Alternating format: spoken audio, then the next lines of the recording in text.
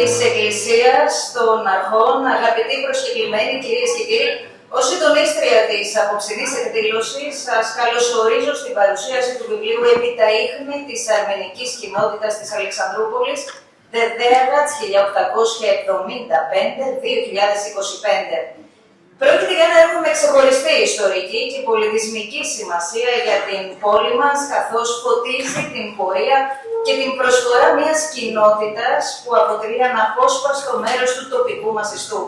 Το βιβλίο αυτό αποτελεί την πρώτη συστηματική καταγραφή της ιστορίας της αρμενικής κοινότητας της Αλεξανδρούπολης, συμπίπτει με τη συμπλήρωση των 150 ετών από τη θεμελίωση του αρμενικού ναού στην πόλη μας και με αυτή την αφορμή ο συγγραφέας αξιοποίησε για πρώτη φορά αρμενικά χειρόγραφα και ντοκουμέντα από το ιστορικό αρχείο της κοινότητας.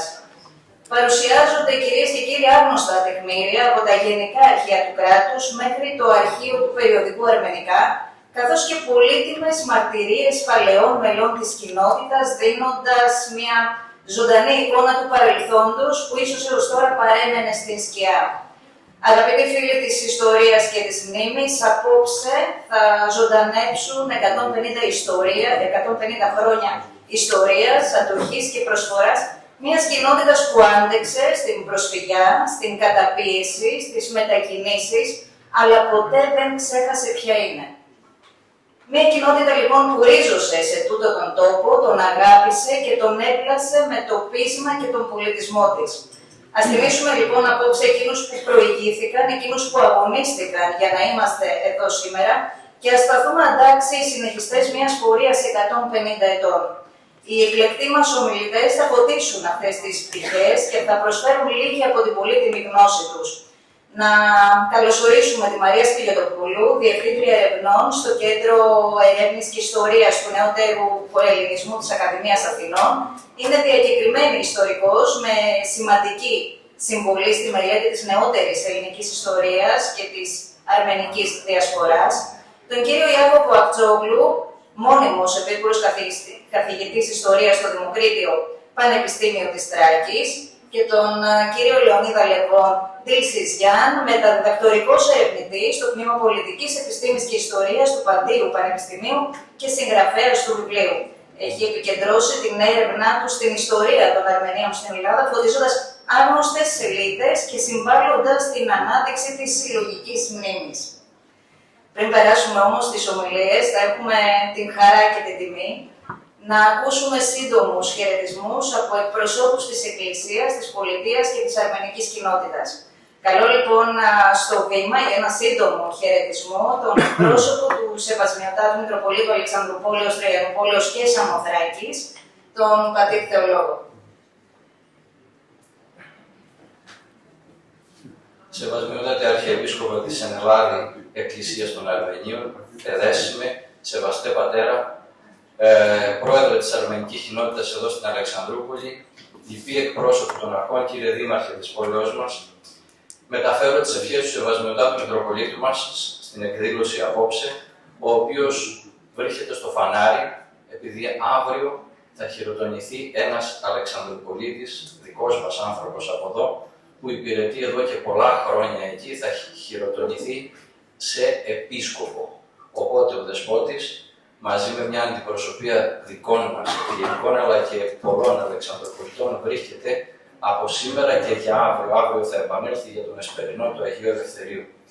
Κύριε Δήμαρχε, χαίρομαι ιδιαίτερα που εκπροσωπώ τη Μητρόπολη στην απόψινή εκδήλωση για δύο λόγους. Πρώτα απ' όλα, επειδή γνωρίζω ότι ένα τέτοιο λεύκομα έλειπε ως ψηφίδα ιστορική από την ιστορία εδώ της περιοχής μας. Ένα λεύκομα μέσα στο οποίο συγκροτημένα παρουσιάζεται η πορεία των Αρμενίων στο Δεδέαγατς και στην Αλεξανδρούπολη μέχρι στις ημέρες μας. Εκεί που λέει 1875 δεν είναι η χρονολογία που πάτησαν οι Αρμένοι το πόδι τους επάνω στο Δεδέαγατς 5 χρόνια νωρίτερα. Επειδή ασχολούμαι ιδιαίτερα με τα ιστορικά θέματα, τα τοπικά ιστορικά θέματα, σε ραδιοφωνική εκπομπή του ραδιοφώνου της Ιεράς μας Μητροπόλεως Και επειδή έχω συζητήσει εμπολής με τον κύριο Θεόδωρο Πορτογκοζάνη αλλά και τον κύριο Πέτρο Αγλεπάκο, οι οποίοι είναι ιστορικοί τοπικοί και ιστοριοδίφες, γνωρίζω πολλά. Γνωρίζω ότι οι πρώτοι κάτοικοι του Δεδέγατς ήταν οι Αρμένοι. Όταν ο Σουλτάνος πήρε την απόφαση το 1870 να φτιάξει σιδηροδρομική γραμμή που θα ένωνε την Αδριανούπολη με τη Βιέννη, αλλά και κάθετο, η οποία θα ένωνε την Αδριανούπολη με την θάλασσα, με το Αιγαίο Πέλαγος, με το Θρακικό Πέλαγος. Και λέει χαρακτηριστικά ο κύριος Ορδογκοζάνης ότι για να το κάνει αυτό ο Σουλτάνος, εφόσον οι πολιτικοί μηχανικοί οι οποίοι μελέτησαν το πού θα κατέληγε αυτή η σιδηροδρομική γραμμή και είπαν ή στη Ρεδεστό ή στην Ένω ή εδώ στην περιοχή, είπαν στο Σουλτάνο ότι εδώ η περιοχή έχει ένα διζαβαντάζ. Δεν έχει κατοίκους. Και ο Σουλτάνος είπε, ας το σημαίνει. Και τι έκανε, έστειλε στην Αρμενία 2 καράβια δικά του, τα φόρτωσε με τεχνίτες και εργάτες μαζί με τις οικογένειές τους και τους έφερε εδώ και ξεκίνησαν την δημιουργία της σιδηροδρομικής γραμμής, η οποία και ολοκληρώθηκε στα επόμενα 2 χρόνια, από το 1870 μέχρι το 1872. Πολλοί από αυτούς τους Αρμενίους παρέμειναν στην περιοχή, γιατί η περιοχή αναβαθμιζόταν. Πολλοί από εκείνους τους Αρμενίους έχουν επιγόνους μέχρι και στις ημέρες μας, οι οποίοι έρχονται πολλές φορές στο Εκκλησιαστικό Μουσείο, κύριε Δήμαρχε, για να μας πούν ότι ξέρετε, εμείς ο παππούς, ο προπαππούς, η προγιαγιά ήρθαν από εκεί από την Αρμενία το 1870. Και χαίρομαι πάρα πολύ, αξιότιμη συγγραφέα, που παραδίδεις στις βιβλιοθήκες και στην κοινωνία ένα τέτοιο έργο που μπορούν οι επόμενες γενιές, ανοίγοντάς το, να πληροφορηθούν την απαρχή και της αρμενικής κοινότητας εδώ στην Αλεξανδρούπολη, αλλά και το συσχετισμό με την κοινωνία της Αλεξανδρούπολης από το 1870, το 1875 μέχρι και στις ημέρες μας. Καλή επιτυχία στην εκδήλωση, καλά Χριστούγεννα, ευχές πολλές για το καινούριο χρόνο.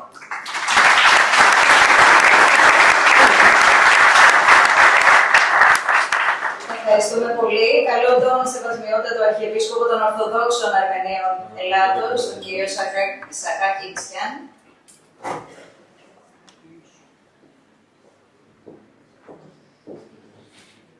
Ευχαριστώ πάρα πολύ.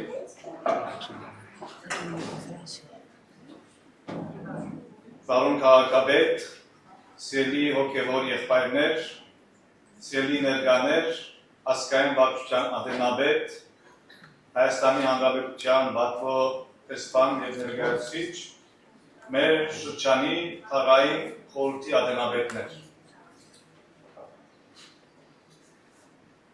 Κύριε Δήμαρχε, αγαπητοί εν Χριστώ αδελφοί, κύριε Πρόεδρε της Αρμενικής Κοινότητας, κύριε εκπρόσωποι της τοπικής κοινότητας, αξιότιμο κύριε επίτιμε πρόξενο της Δημοκρατίας της Αρμενίας, κυρίες και κύριοι. Ես շատ պիտի չի խոսիմ, իմ խոսքս արդեն քիրքին մեջ քրված է, սակայն երկու կարևոր հատկանիշներ, բաներ ուզեմ փոխանցել այսօրվան երեկոյին համար։ Εγώ δεν θα μακρηγορήσω, διότι μέσα στο βιβλίο θα δείτε τον χαιρετισμό τον οποίο έχω ήδη κάνει. Θα ήθελα όμως να επισημάνω 2 πράγματα στην απόψινή βραδιά. Նախ ուզեմ քննադատել մեր Ալեքսանդրոպոլիսի համայնքը, որ այսքան տարիներ շարունակ կրծավ գոյատևել եւ այսօր այս գեղեցիկ ծերնակը գազմագերբեց մեր կարևոր բանախոսներով, նաեւ անշուշտ մեր քիրքին հեղինակով եւ նաեւ բոլորի ներկայությամբ։ Καταρχάς να εκφράσω την εκτίμησή μου για την αρμενική κοινότητα της Αλεξανδρούπολης, η οποία επί σειρά ετών διατηρείται εδώ στην πόλη και που απόψε οργανώνει μαζί με τους άλλους συνοργανωτές την υπέροχη αυτή βραδιά με εκλεκτούς προσκεκλημένους στο πάνελ και φυσικά τον ίδιο του συγγραφέα του βιβλίου.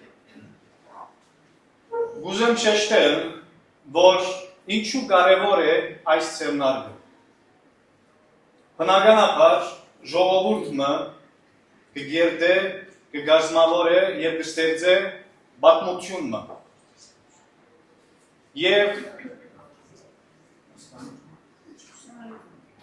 Եվ նաև շարունակելով այս ընթացքը շատ կարևոր է այսօր, որովհետև հիշատակելով պատմությունը, ունենալով անցյալը եւ հիշելով անցյալը, ներկայի ժողովուրդը կգազմավորվի եւ կգերդվի։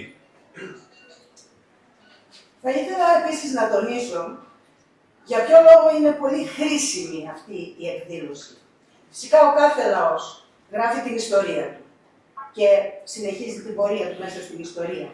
Ωστόσο είναι πάρα πολύ σημαντικό να θυμόμαστε το παρελθόν, γιατί βασιζόμενοι σε αυτό το παρελθόν ιδρύουμε το παρόν και οικοδομούμε το μέλλον.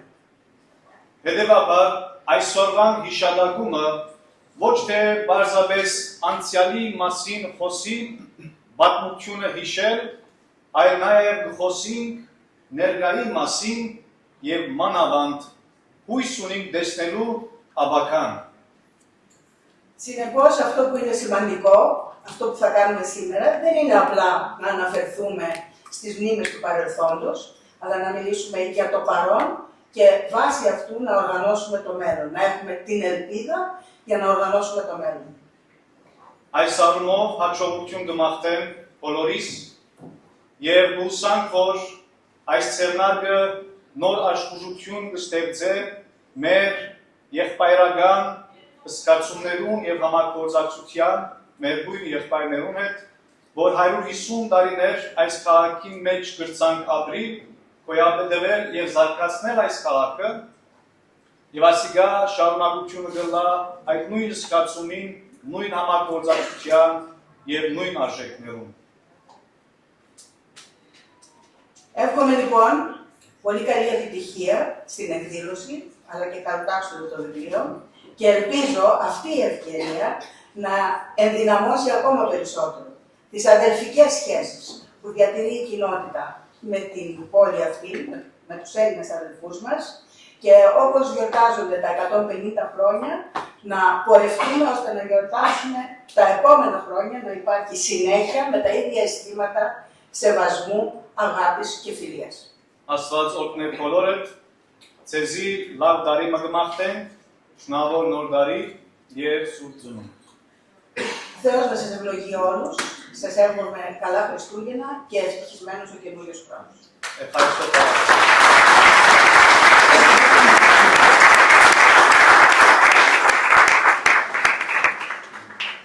Καλώ τον Δήμαρχο της Αλεξανδρούπολης για ένα σύντομο χαιρετισμό, τον κύριο Γιάννη Τσακούκη. Έχει κι άλλους. Νομίζω ότι οι χαιρετισμοί πρέπει να είναι πολύ πιο σύντομοι. Πιάσαμε 8 παρατέταρτο και εγώ δεν έχω πει στην ουσία τη συγκέντρωση. Δηλαδή να ακούσουμε πραγματικά διασταυρωμένη, πανεπιστημιακή, τεκμηριωμένη ιστορική καταγραφή τη αρμένικης κοινότητας της Αλεξανδρούπολης. Ωραία το ξεκίνησε ο πατέρας θεολόγος, ο σιδηρόδρομος, το λιμάνι, η Αυστριακή Οθωμανή τότε ήταν πραγματικά από τους πρώτους κατοίκους εργάτες και τεχνίτες. Κυρίως οι Αρμένοι, οι οποίοι λόγω της εξυπνάδας που διαθέτεται και της επιχειρηματικότητας ήσασταν στη συνέχεια οι επόμενοι καλοί και πρώτοι έμποροι και επιχειρηματίες της πόλης της Αλεξανδρούπολης.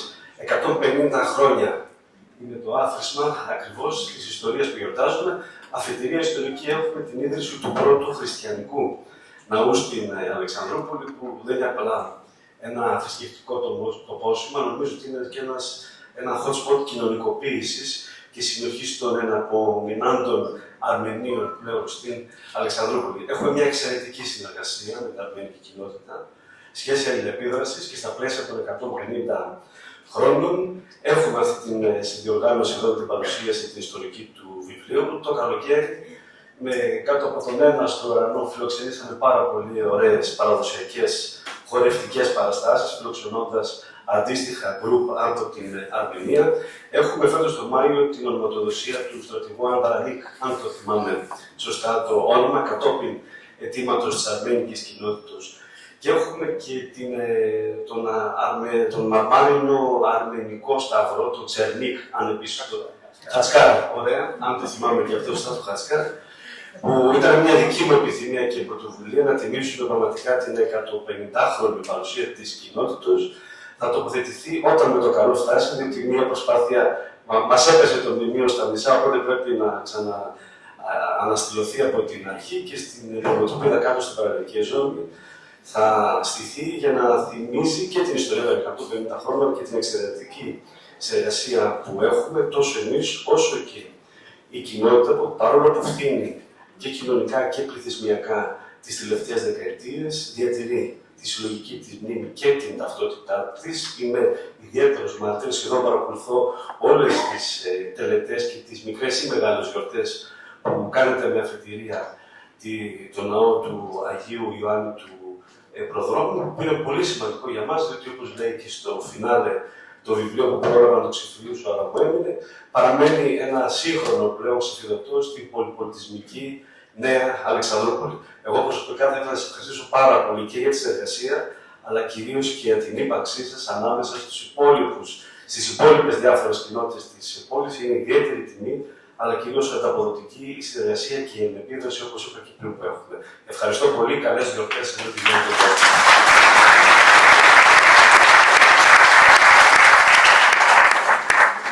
Ο κύριος Ζάκης Δακαζιάννη, Δήμος Πρόξενος της Αρμενίας στη Θεσσαλονίκη.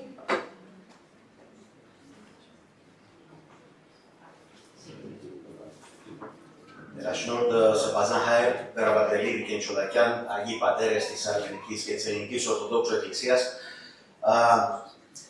Ξέρετε, κύριε Δήμαρχε, κύριε Αντιδήμαρχε, εκπρόσωποι των θεσμικών φορέων της Αρμενικής Κοινότητας στην Ελλάδα, κύριε Πρόεδρε της Αρμενικής Κοινότητας στην Ελλάδα, κύριε Πρόεδρε της Αρμενικής Κοινότητας της Αλεξανδρούπολης. Φίλες και φίλοι, θα ήθελα καταρχήν να σας μεταφέρω τους θερμούς χαιρετισμούς και τις ευχές του έκτακτου και πληρετσούσου πρέσβη της Δημοκρατίας της Αρμενίας στην Ελλάδα, του κ.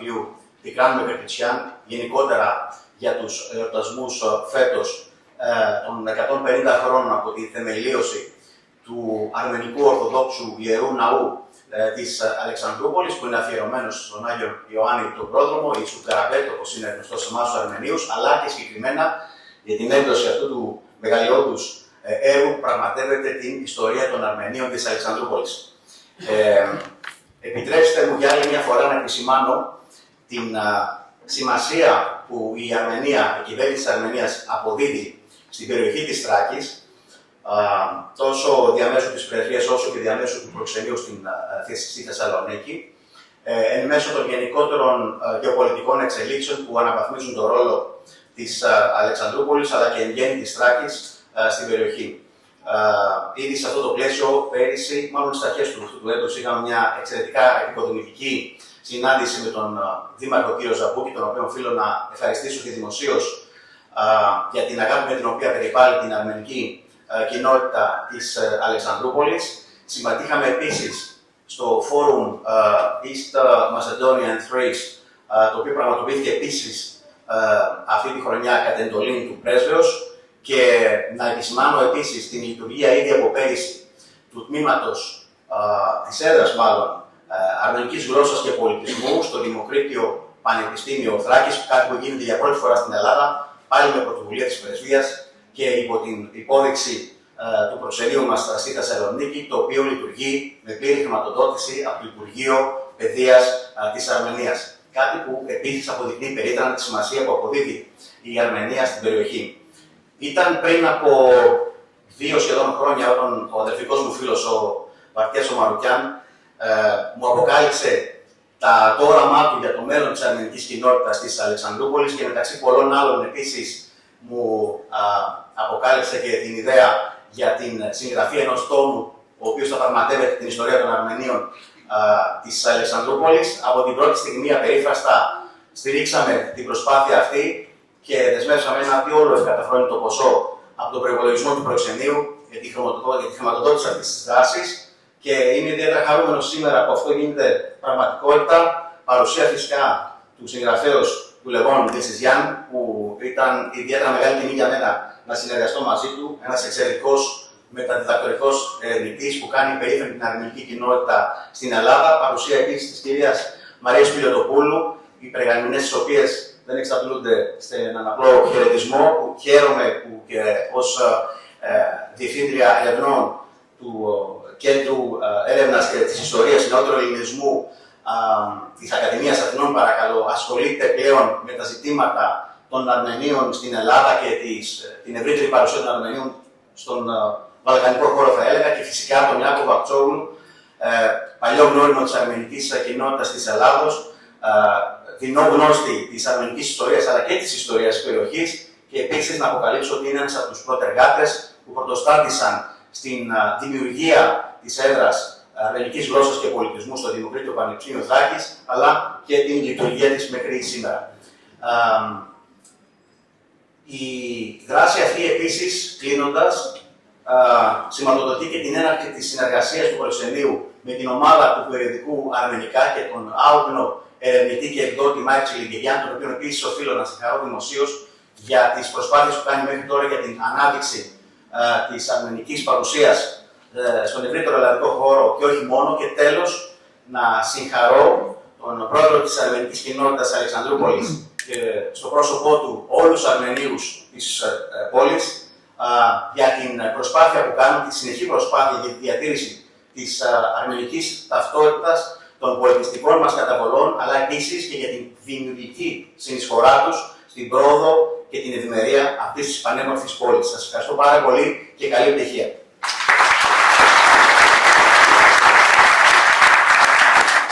Ευχαριστούμε και εμείς. Καλώ στο βήμα τον κύριο Παπιές Μαρκιάν, πρόεδρο της Αρμενικής Κοινότητας της Αλεξανδρούπολης.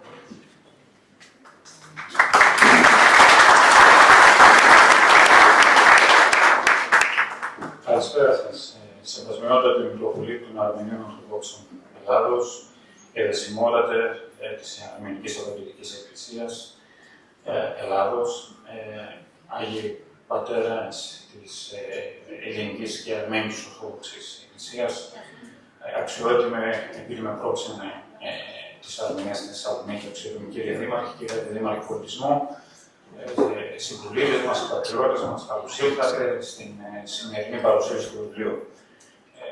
Πριν περίπου 2,5 χρόνια είχαμε πάει στο γραφείο του κ. Δήμαρχου για να αρχίσουμε τις συζητήσεις.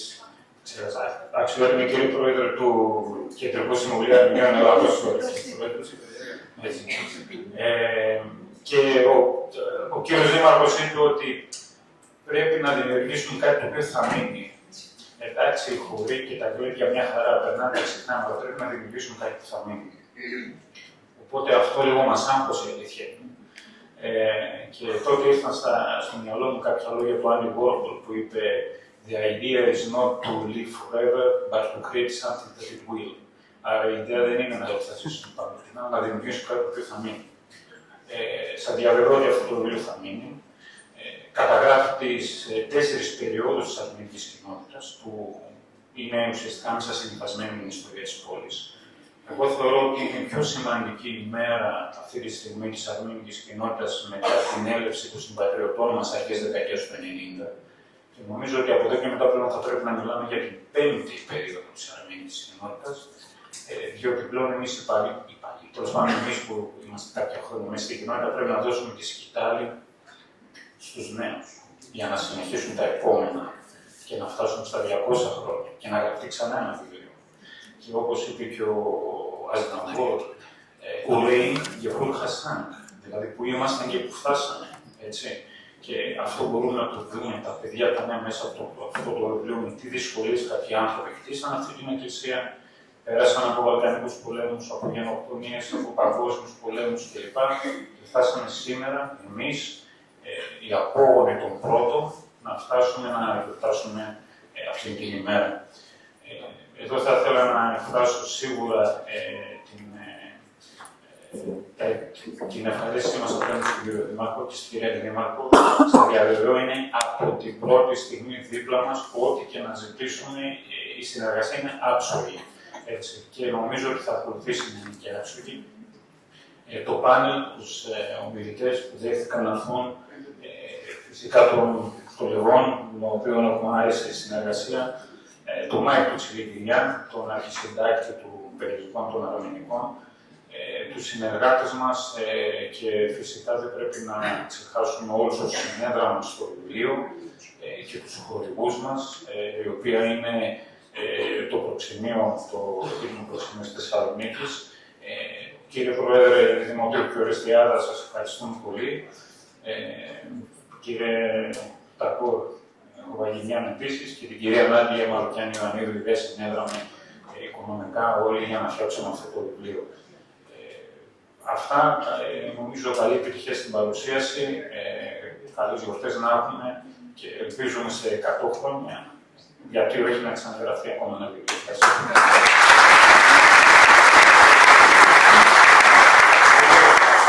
Ολοκληρώνουμε με τους χαιρετισμούς. Καλώ στο κλίμα για έναν πολύ σύντομο χαιρετισμό. Να ακολουθήσω λίγο τη σειρά, κύριε Μινόπουλε. Παρακαλώ. Την εκπρόσωπο λοιπόν του περιοδικού Αρμενικά, την κυρία Ραξία Πελιάν.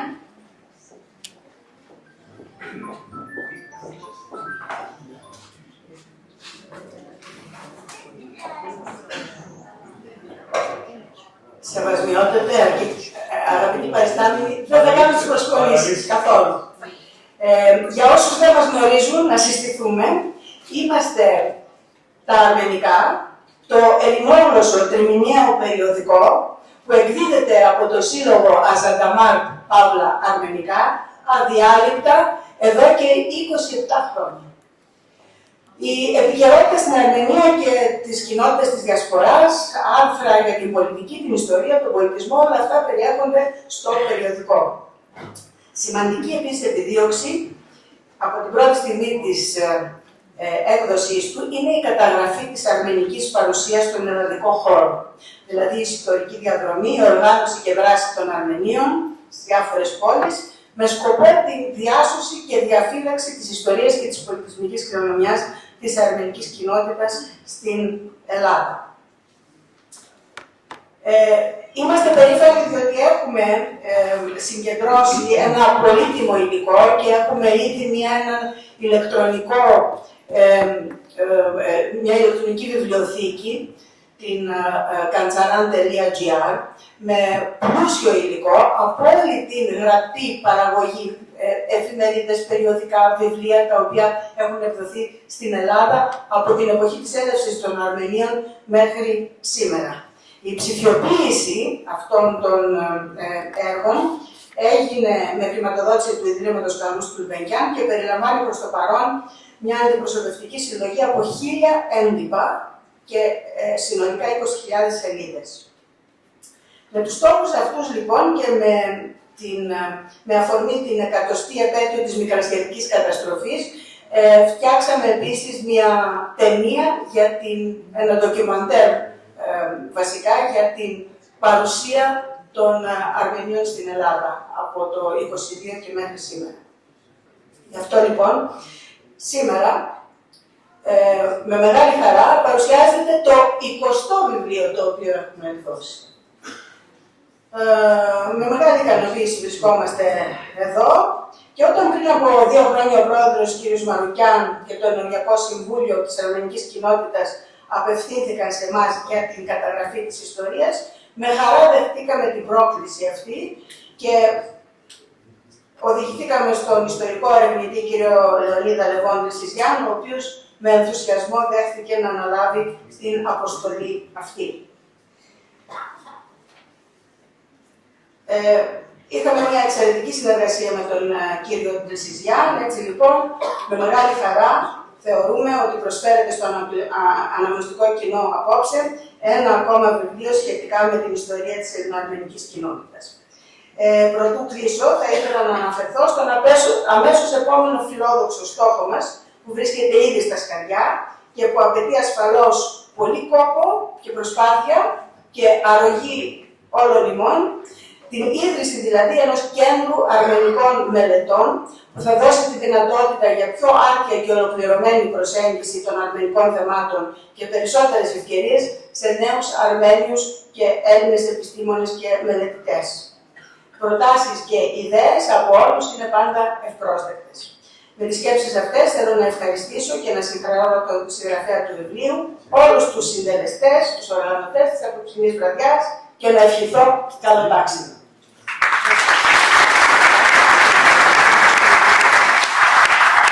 Από εδώ ολοκληρώθηκαν οι χαιρετισμοί. Μας πήρε λίγο χρόνο να ξεκινήσουμε. Λοιπόν, θα ξεκινήσουμε με την κυρία Μαρία Σπηλιοτοπούλου. Κύριε Μενόπουλε, θα ήταν πολύ πιο ωραίο αν ξεκινούσαν οι τοποθετήσεις, έτσι ώστε να σας ακούσουμε στο τέλος και να μείνουν αυτά τα σπουδαία που έχετε να μας πείτε. Λοιπόν, κυρία Σπηλιοτοπούλου, να ξεκινήσουμε με την τοποθέτησή σας. Κάνουμε το συνόπλο.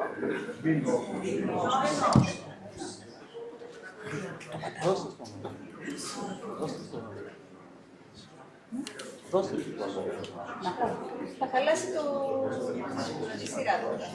Δεν ξέρω, εντάξει, ευχαριστώ πολύ για την πρόσκληση και την τιμή να συμμετέχω στην παρουσίαση του βιβλίου του Λεωνίδα Λεβόντη Σιζιάν και χαίρομαι που βρισκόμαστε απόψε στην Αλεξανδρούπολη να μιλήσουμε για την αρμενική κοινότητα της πόλης. Στα τέλη του 19ου αιώνα, η Ανατολική Ευρώπη, τα Βαλκάνια, η Οθωμανική Αυτοκρατορία βρίσκονται στο μετέχμιο δύο κόσμων. Η μετάβαση από τις πολυεθνικές αυτοκρατορίες στα έθνη κράτη θα είναι μακρά και οδυνηρή, ορίζεται από τις ένοπλες και μη προσπάθειες των εθνοτήτων να συγκροτήσουν ανεξάρτητα κράτη, σημαδεύεται από τη γενοκτονία των Αρμενίων πρώτα και θα ολοκληρωθεί με την μικρασιατική καταστροφή και την ανταλλαγή των πληθυσμών μεταξύ Ελλάδας και Τουρκίας, ενώ κύματα προσφύγων από τη Ρουμανία και άλλες βαλκανικές χώρες θα καταφύγουν επίσης στην Ελλάδα. Η διαμόρφωση των κοινοτήτων της Θράκης εξάλλου θα συνεχιστεί ως και στα τελευταία χρόνια του 20ου αιώνα. Τώρα, στα τέλη του 19ου αιώνα επίσης, δημιουργείται η Αλεξανδρούπολη, όπως ήδη ακούσαμε, όταν η Οθωμανική Αυτοκρατορία με τη βοήθεια δυτικών δυνάμεων επιχειρεί να αντιμετωπίσει τις οικονομικές προκλήσεις του νέου κόσμου που έρχεται και να εξυγχρονιστεί. Η πόλη αναπτύσσεται από τη δυναμική των ίδιων των εθνοτήτων της Αυτοκρατορίας που καλούνται να την εκδικήσουν και η ιστορία της αρμενικής κοινότητας είναι χαρακτηριστική. Ιστορία που ελάχιστη γνωρίζαμε και σε μικρό βαθμό. Ιστορία που συμπυκνώνει υποδειγματικά στη τοπική κλίμακα, αλλά και στη μακρά διάρκεια, όχι μόνο τη διαδρομή των Αρμενίων της Διασποράς της Ελλάδας, αλλά και την ιστορία της Θράκης. Αρμένοι από Τιμούς, το αρχαίο αρμενικό Νταρόν, μεταναστεύουν στη νέα πόλη για να δουλέψουν στο σιδηροδρομικό δίκτυο που στηνόταν στη Θράκη και την Ανατολική Μακεδονία. Μαζί με Αρμένιους εμπόρους που θα εγκατασταθούν σταδιακά εδώ, θα συγκροτήσουν την πρώτη οργανωμένη αρμενική κοινότητα στη Θράκη, 300 άτομα περίπου, ως το 1920. Η κοινότητα, παρά το μικρό αριθμό των μελών της, έχει διακριτή παρουσία, διατηρεί την σύνδεση και τη μνήμη της πατρίδας, κρατά την αρμενική θρησκεία ζωντανή, χτίζει στα 1875, όπως ξέρουμε, τον Άγιο Ιωάννη τον Πρόδρομο, Άγιο Προστάτη του τόπου καταγωγής της αρχαίας πατρίδας του Νταρόν και διοικείται από το Ενοριακό Συμβούλιο. Η πόλη θα αναπτυχθεί ραγδαία, θα εξελιχθεί σε συγκοινωνιακό και εμπορικό κόμβο, θα προσελκύσει ανθρώπινο δυναμικό από κάθε γωνιά της Οθωμανικής Αυτοκρατορίας και στα τελευταία χρόνια του 19ου αιώνα θα ρυθμεί ήδη 64.000 κατοίκους. Δεν θα αναφερθώ στα του Μεσοπολέμου που θα μας αναλύσει ο κύριος Δυρσιζιάν, αλλά θα πρέπει να τονιστεί ότι είναι στη διάρκεια αυτής της περίοδου που αναγνωρίζεται η αρμενική παρουσία και θεσμικά, με τη συμμετοχή μέλους της κοινότητας στην αυτοδιοίκηση και αργότερα με την εκλογή Αρμένιου βουλευτή στη Ρεδεστό. Όταν καταρρέει το μέτωπο της Μικράς Ασίας το 22 και εκενώνεται η Ανατολική Θράκη, η Αλεξανδρούπολη πρώτη δέχεται μεγάλο αριθμό προσφύγων σε συνθήκες οξείας ανθρωπιστικής κρίσης. Τότε η αρμενική κοινότητα θα υποδεχθεί με οργανωμένο τρόπο και αλληλεγγύη εκατοντάδες Αρμένιους χριστιανούς πρόσφυγες, ανάμεσα στους οποίους και πολλά ορφανά παιδιά. Εκείνα πρώτα θα φροντίσει με κάθε τρόπο. Οι Αρμένοι που είχαν εγκατασταθεί στην πόλη στα τέλη του 19ου αιώνα, με ελληνική ηθαγένεια πλέον, θεωρούνται από το ελληνικό κράτος γηγενείς. Αλλά οι Αρμένοι πρόσφυγες της Μικρασιατικής καταστροφής θεωρούνται πολύ γρήγορα ανεπιθύμητοι και εθνικά επικίνδυνοι και επιδιώκεται ο διοικητικός τους εκτοπισμός. Μέσα σε αυτό το κλίμα αβεβαιότητας, αρκετά μέλη της κοινότητας θα ακολουθήσουν τα μεταναστευτικά ρεύματα του 1924-25 της αρμενικής διασποράς προς τη Σοβιετική Αρμενία, συνεχίζοντας το δρόμο της προσφυγιάς. Η κοινότητα, παρά την απώλεια εκείνη, διατηρεί τη δυναμική της και θα έχει ιδιαίτερα σημαντική πολιτιστική άνθηση, θα αναπτύξει εκπαιδευτικές δραστηριότητες, διδάσκοντας τα αρμενικά, θα αναπτύξει και άλλες δραστηριότητες που την καθιστούν όχι μόνο ορατή στην Αλεξανδρούπολη, αλλά και σημαντικό στοιχείο της φυσιογνωμίας της πόλης, μέχρι το ξέσπασμα του Δευτέρου Παγκοσμίου Πολέμου.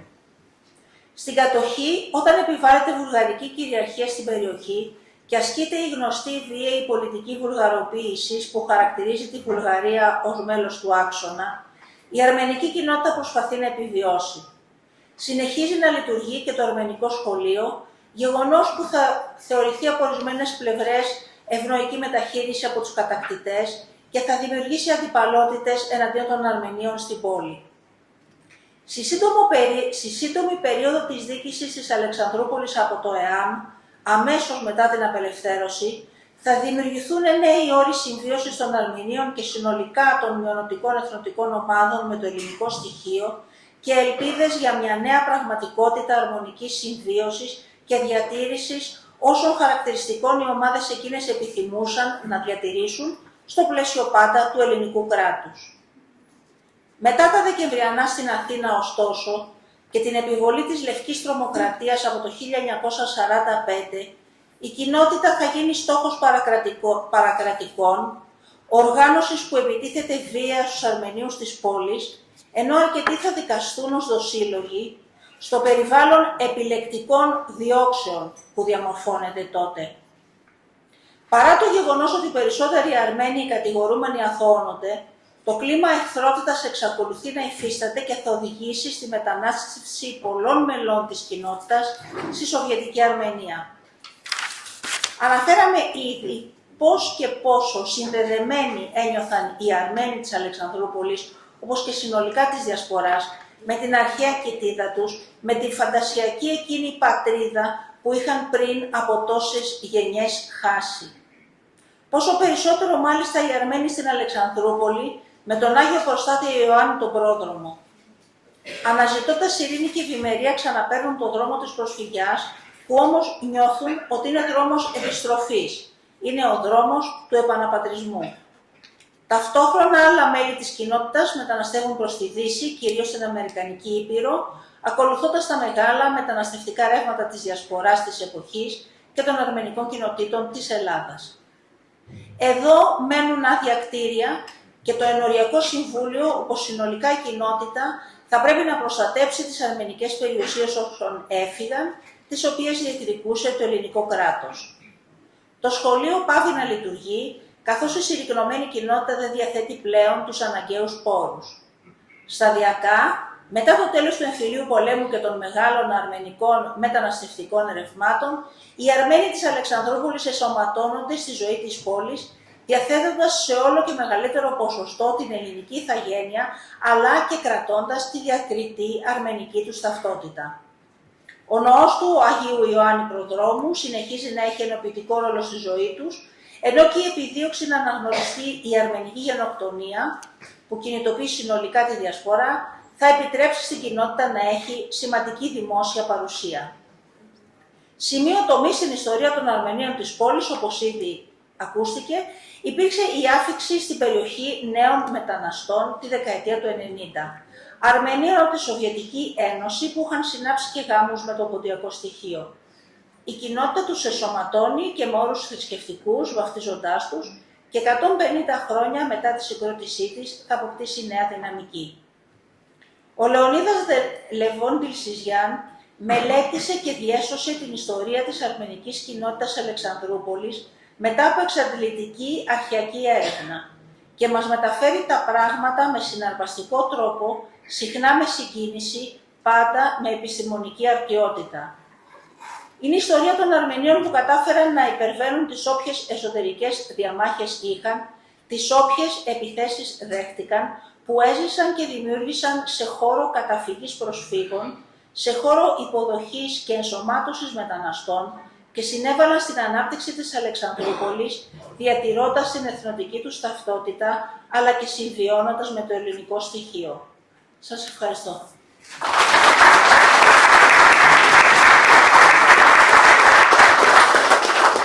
Ευχαριστούμε πολύ την κυρία Σπηλιωτοπούλου. Δεν χάνουμε χρόνο. Περνάμε στον κύριο Ιάκωβο Αχτσόγλου, ιστορικό του Δημοκρατίου Πανεπιστημίου Θράκης, επικούρος καθηγητής. Παρακαλώ. Θα μου επιτρέψετε να παραλείψω και εγώ τις προσφωνήσεις, για να συντομεύσουμε την διαδικασία. Εγώ θα ξεκινήσω με μια γενική αναφορά στην εγκατεστημένη παρουσία των Αρμενίων στο ελληνικό κράτος. Ένα πρώτο σημείο. Οι σχετικές πληροφορίες προσδιορίζουν αυτή την παρουσία στις αρχές της δεκαετίας του 1880, όταν άρχισαν τα έργα του 1882 της κατασκευής της διόρυγας της Κορίνθου, που τελείωσε το 1893. Τότε, ένα σύνολο περίπου από 2.500 εργάτες γνωστής προελεύσεως συνέχισε να εργάζεται στην περιοχή, από τους οποίους περίπου 1.400, δηλαδή πάνω από τους μισούς, ήταν Αρμένοι, που σταδιακά ήρθαν από το νους και εργάστηκαν στα κατασκευαστικά έργα αυτά. Και καθώς φαίνεται από τις πληροφορίες της εποχής, θα σας δείξω και δύο φωτογραφιούλες, πολύ φιλότιμα μέχρι την ολοκλήρωση του έργου. Οι ειδήσεις που έχουμε από τις εφημερίδες της εποχής μιλάνε για χαρακτηριστικά φιλόπονους και σκληροτράχυλους εργάτες. Ωστόσο, κατά τη δική μου αίσθηση, δεν έχω αποδείξεις, δεν έχω ασχοληθεί ακόμα με το ζήτημα, δεν έχω δει, αγαπητέ φίλε Μάικ, ούτε το έργο του κυρίου Μενεσιάν, το οποίο πρέπει να δω σύντομα. Εκτιμώ όμως ότι η αρμενική παρουσία με τη μορφή της μεμονωμένης έστω εγκαταστάσεως πρέπει να ανάγεται χρονικά την προηγούμενη δεκαετία, αυτή του 1870, μετά τα γεγονότα της ενόπλου αντιστάσεως αυτοάμυνας των Αρμενίων στο Ζεϊτούν και το Χατσίν. Για όσους δεν γνωρίζουν, υπήρξαν δύο περιοχές στο Οσμανικό κράτος, σήμερα δυστυχώς Σουλεϊμανλή και Σαΐν Μπέιλι, οι οποίες θεωρούνται ιστορικές αρμενικές εστίες της μικρής ή Νέας Αρμενίας. Σκληροτράχυλοι πολεμιστές, οι Αρμένοι μπορούν να καυχόνται στο σημείο αυτό ότι είχαν τα δύο δικά τους σούλια. Χωριά, πάνω σε ψηλά οροπέδια, περίκλειστα, συγκροτήματα, με συγχωρείτε, χωριών, όπως ακριβώς ήταν το δικό μας το σούλι. Μετά την εξέγερση στη δεκαετία του 60, κάποιοι από αυτούς τους ανθρώπους εγκατέλειψαν αυτή την περιοχή και ίσως κάποιοι από αυτούς ήρθαν και εγκαταστάθηκαν και στην Ελλάδα. Είναι μια υπόθεση.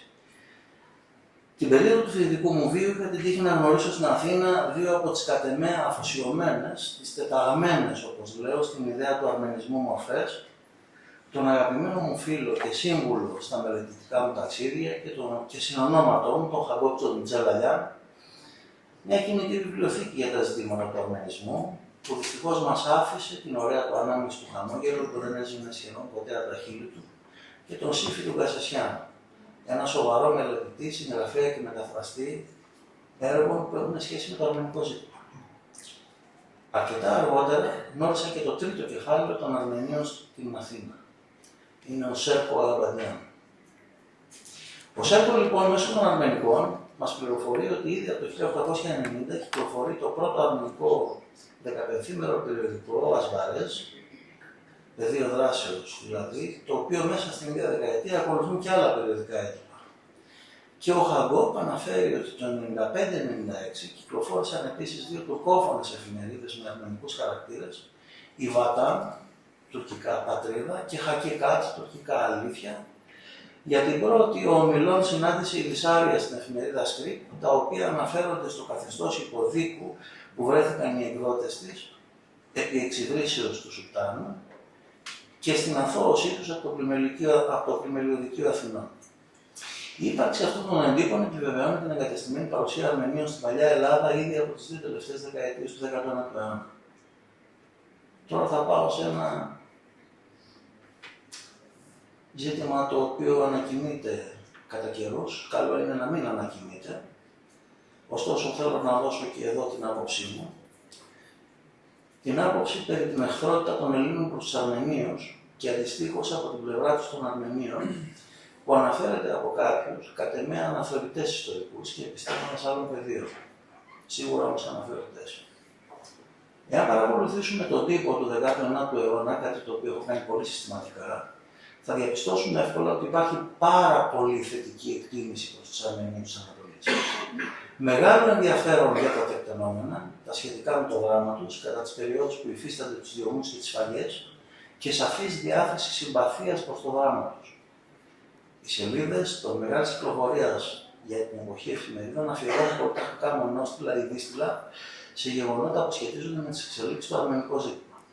Εν τέλει, ο ελληνικός τύπος της εποχής, ιδία της περίοδου των διώξεων του 19ου αιώνα, τη δεκαετία του 90 και επέκεινα, τάσεται αναφανδόν υπέρ των δυναστευωμένων και σφαγιαζομένων Αρμενίων στην Ανατολή. Ο ελληνικός κόσμος, εν πολλοίς, δεν γνωρίζει γεγονότα που συνδέουν τον αρμενισμό με μεγάλα ζητήματα της δικής μας ιστορίας. Όπως παραδείγματος χάρη τη συμμετοχή Αρμενίων εθελοντών στον πόλεμο του 1897. Τη βοήθεια που προσφέρουν οι Αρμένοι κατά την τελευταία επανάσταση των Κρητών προς τους χριστιανούς οπλαρχηγούς. Πολυειδής βοήθεια. Ακόμα και έκρυβαν διωκόμενες οικογένειες οπλαρχηγών στα σπίτια τους. Τρόφιμα, χρήματα, κάλυψη. Βοήθεια δεν σημαίνει πέραν το τουφέκι και γίνω στο βουνό, μόνο.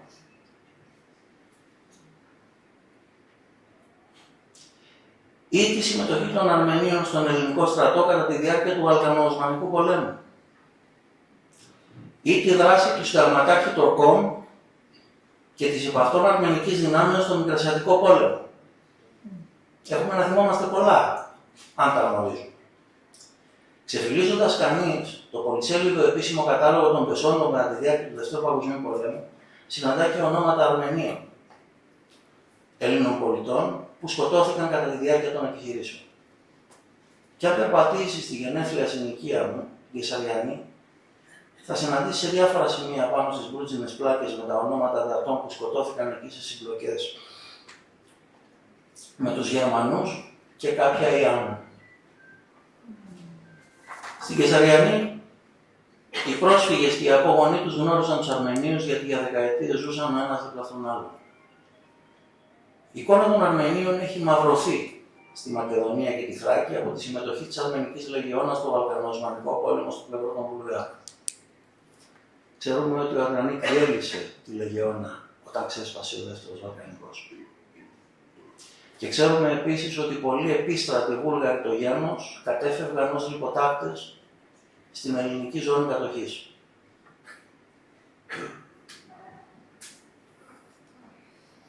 Και από την εφηκτική του στάση προς τον ελληνικό πληθυσμό ή ακόμα και τη φυλακίμενη κάποιων λίγων από αυτούς προς τους Βούλγαρους κατά τις περιόδους της κατοχής από αυτούς της Μακεδονίας και της Θράκης. Γεγονός αναντήρητο. Όμως, πρέπει να θυμίσουμε ότι ήταν λίγοι από αυτούς. Και κάτι άλλο.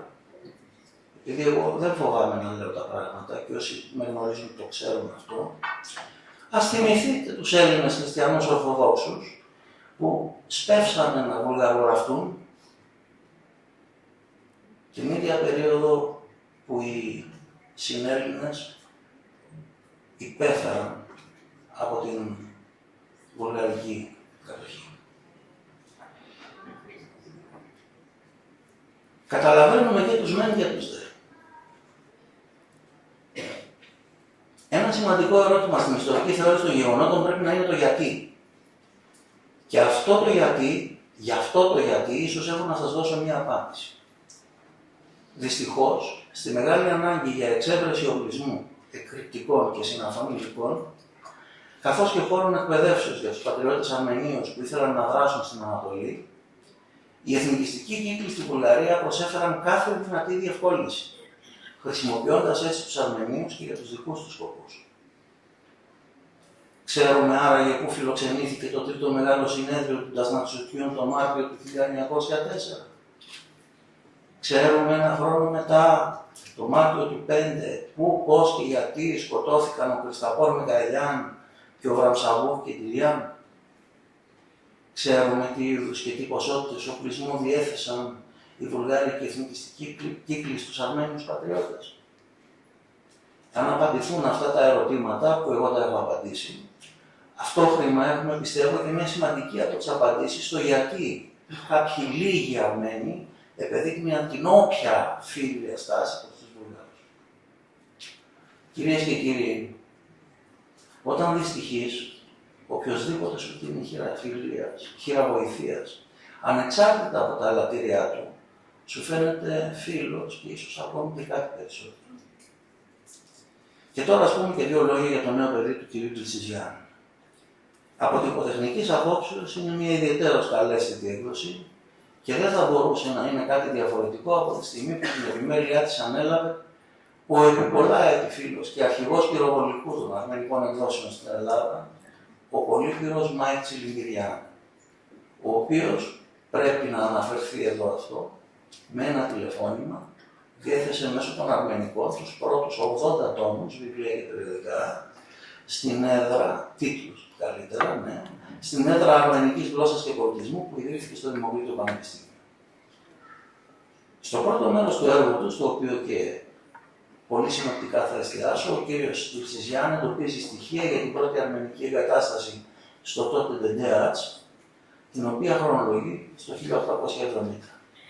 Μας παραδίδει πολύ ενδιαφέρουσες πληροφορίες για την καταγωγή αυτών των πρώτων Αρμενίων, που συμπτωματικώς είναι και αυτοί από το Μούσου, όπως οι εργάτες στην Κορινθία. Και αυτών που ακολουθούν αργότερα, από την Προποντίδα, την Πάνορμο, την Νικομίδια, τα Μουδανιά, την Γαλλίπολη, κάνει αναφορά στη ζωή αυτού του αρχικού πυρήνα, που σταδιακά θα μετεξελιχθεί στην κοινότητα των Αρμενίων στην τότε Κόμη και αργότερα στην πόλη της Αλεξανδρούπολης. Ο λόγος του είναι στρωτός, απλός, το κείμενο δεν περιέχει παλιολογίες, παλινοδίες ή χρονικές παλινδρομήσεις που κουράζουν τον αναγνώστη και είναι ωραίο, ευχάριστο και εύκολο στην ανάγνωση. Περιλαμβάνει επεξηγηματικές πληροφορίες με τη μορφή σημειώσεων, υποσημειώσεων και στην κυριολεξία υποσημειώσεων, όχι να χάνεσαι στο τέλος του βιβλίου να ψάχνεις να βρεις τι θέλει να πει ο ποιητής. Για να βοηθήσει ακόμα και τον αναγνώστη που δεν έχει εξειδικευμένες γνώσεις να παρακολουθήσει το ιστορικό περιβάλλον μέσα στο οποίο εντάσσεται χρονικά η κάθε περίοδος, κάθε μέρος του έργου. Από τις πηγές και τη βιβλιογραφία που αξιοποίησε, φαίνεται καθαρά ότι ο κ. Τλιτσιζιάν εργάστηκε μεθοδικά και με συνέπεια για να μας προσφέρει αυτό το αποτέλεσμα και το πόνημα του από άποψη αρχαιότητος είναι άξιο λόγου και θετικής κριτικής. Στο σημείο αυτό θα μου επιτρέψεις, αγαπητέ Λεωνίδα, να διατυπώσω μια επιφύλαξη σε σχέση όχι με τον τύπο, όχι δηλαδή με αυτό που γράφεις, αλλά για το γεγονός ότι δεν σχολιάζεται παρακάτω, αλλά με την ουσία αυτό που γράφεις. Γράφεις κάπου, χάρη στα προνόμια που προβλέπει για τους χριστιανούς το αυτοκρατορικό διάταγμα Χάτι Κουμαγιού 1856. Για μένα, αυτό το χάρη στα προνόμια που προβλέπει για τους χριστιανούς είναι μία από τις καραμέλες της τουρκικής ιστοριογραφίας. Μελετώ 35 χρόνια τους καλούς μας γείτονες. Και νομίζω ότι κάτι έχω καταλάβει για αυτούς. Αυτό είναι και το αντικείμενό μου, άλλωστε, η τουρκική ιστορία. Και δυστυχώς, είτε λόγω άγνοιας, είτε λόγω σκοπιμότητας, στην ελληνική περίπτωση πιστεύω λόγω άγνοιας, απαντά σε ένα μεγάλο τμήμα και της δυτικής βιβλιογραφίας. Ωστόσο, ένας Βρετανός διπλωμάτης, και θα δείτε και μετά ένα πολύ ωραίο εικονίδιο, λέει ότι στο χαρτί, για την οσμανική περίπτωση, πολλά γράφονται, τα οποία όμως απέχουν μακράν, in the paper state, τα οποία απέχουν μακράν από την πραγματικότητα, the real state.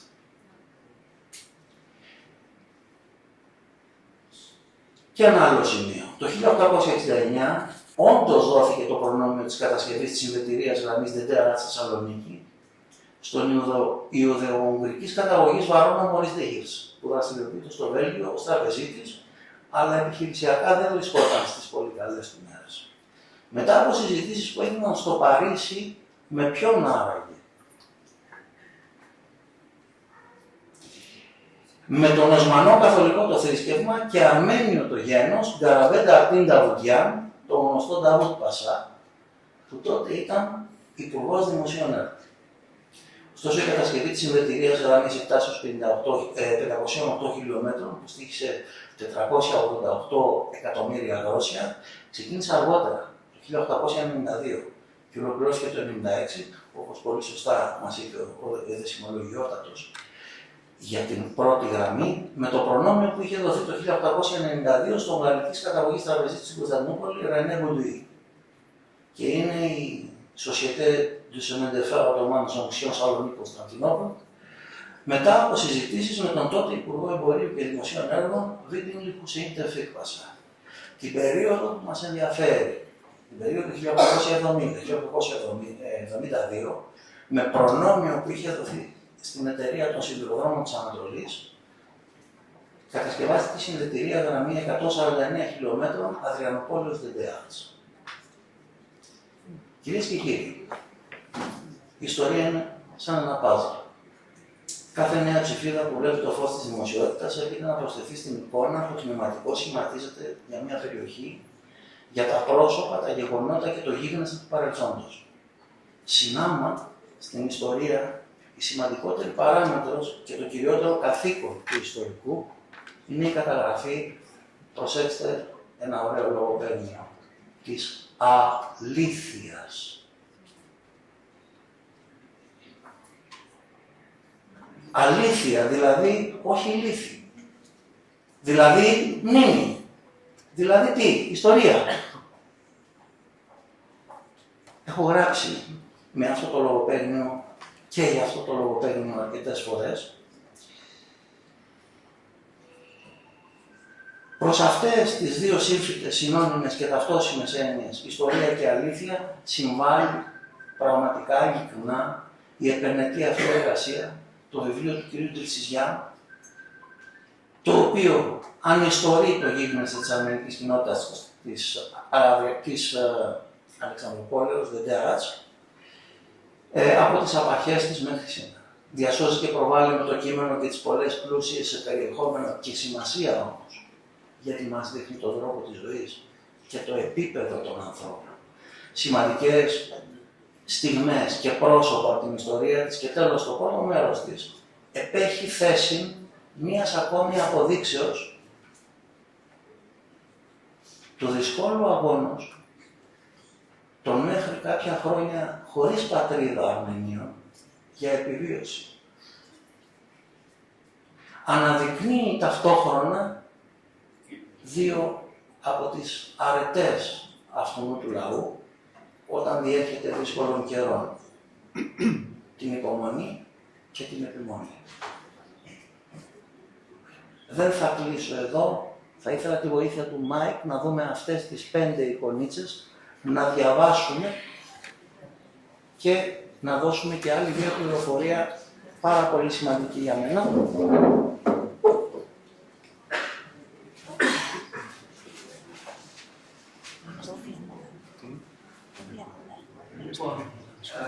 Αν μπορείτε να δείτε λίγο την οθόνη της Παναγίας, να διαβάζετε αυτό το πράγμα.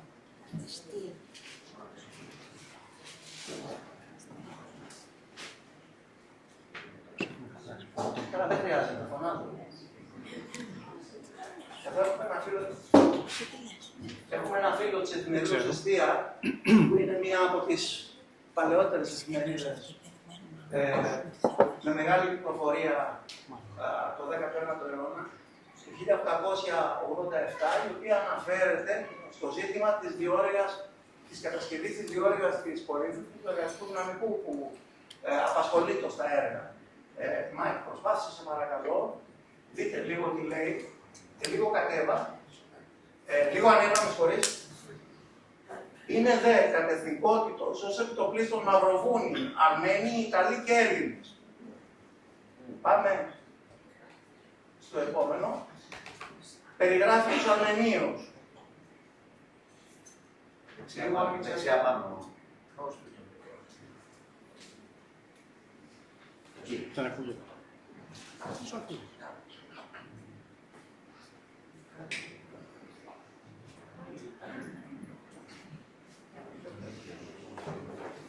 Λίγο πιο πάνω.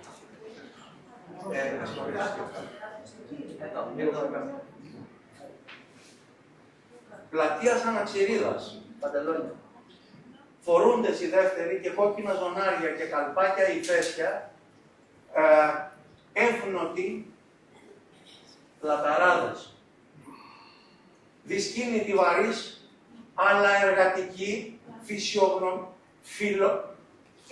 φυσιογνωμία ανατολιτών φιλοπών. Και παρακάτω περιγράφει τους Έλληνες, μία κουβέντα,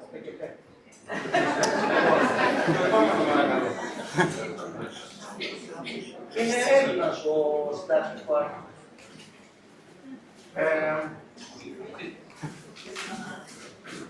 Και πράγματι οι γη εργαζόμενοι, εδώ ο Έγγελ λέει ότι από όλους όσους εργάζονταν, θα σας το πω έτσι πολύ σύντομα, οι Αρμένοι δουλεύανε σαν τα σκυλιά. Δηλαδή, κερδίζανε πολύ έντιμα τα χρήματα που τους καταβάλλανε. Επόμενο, παρακαλώ.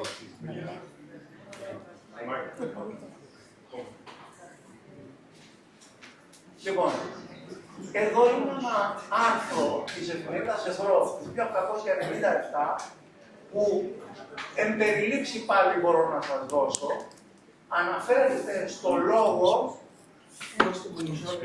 για να σας κάνω τη σύσταση με το πρόσωπο, αναφέρεται σε μία συνέντευξη που έχει δώσει ο Μεχμέτ Νουρί Μπέι, θα σας πω ποιος ήταν αυτός, σε μια ευρωπαϊκή εφημερίδα μετά τα γεγονότα στην Αρμενία. Όλοι όσοι είμαστε εδώ μέσα ξέρουμε λίγο πολύ τι έγινε την τελευταία δεκαετία του 19ου αιώνα στην Ανατολή. Λοιπόν, ο Μεχμέτ Νουρί Μπέι, 1857-1908, ήταν ανώτατος πολιτικός αξιωματούχος, δεν ήταν Τούρκος, ήταν απόγονος Γάλλου εξορμονικού που σταδιοδρόμησε στον Οσμανικό στρατό και ως γραμματέας των εξωτερικών υποθέσεων του κράτους είχε εξέχοντα ρόλο στις προσπάθειες του Σουλτάνου Αμπτουλχαμίδ να ενισχύσει την εικόνα του κράτους στο εξωτερικό.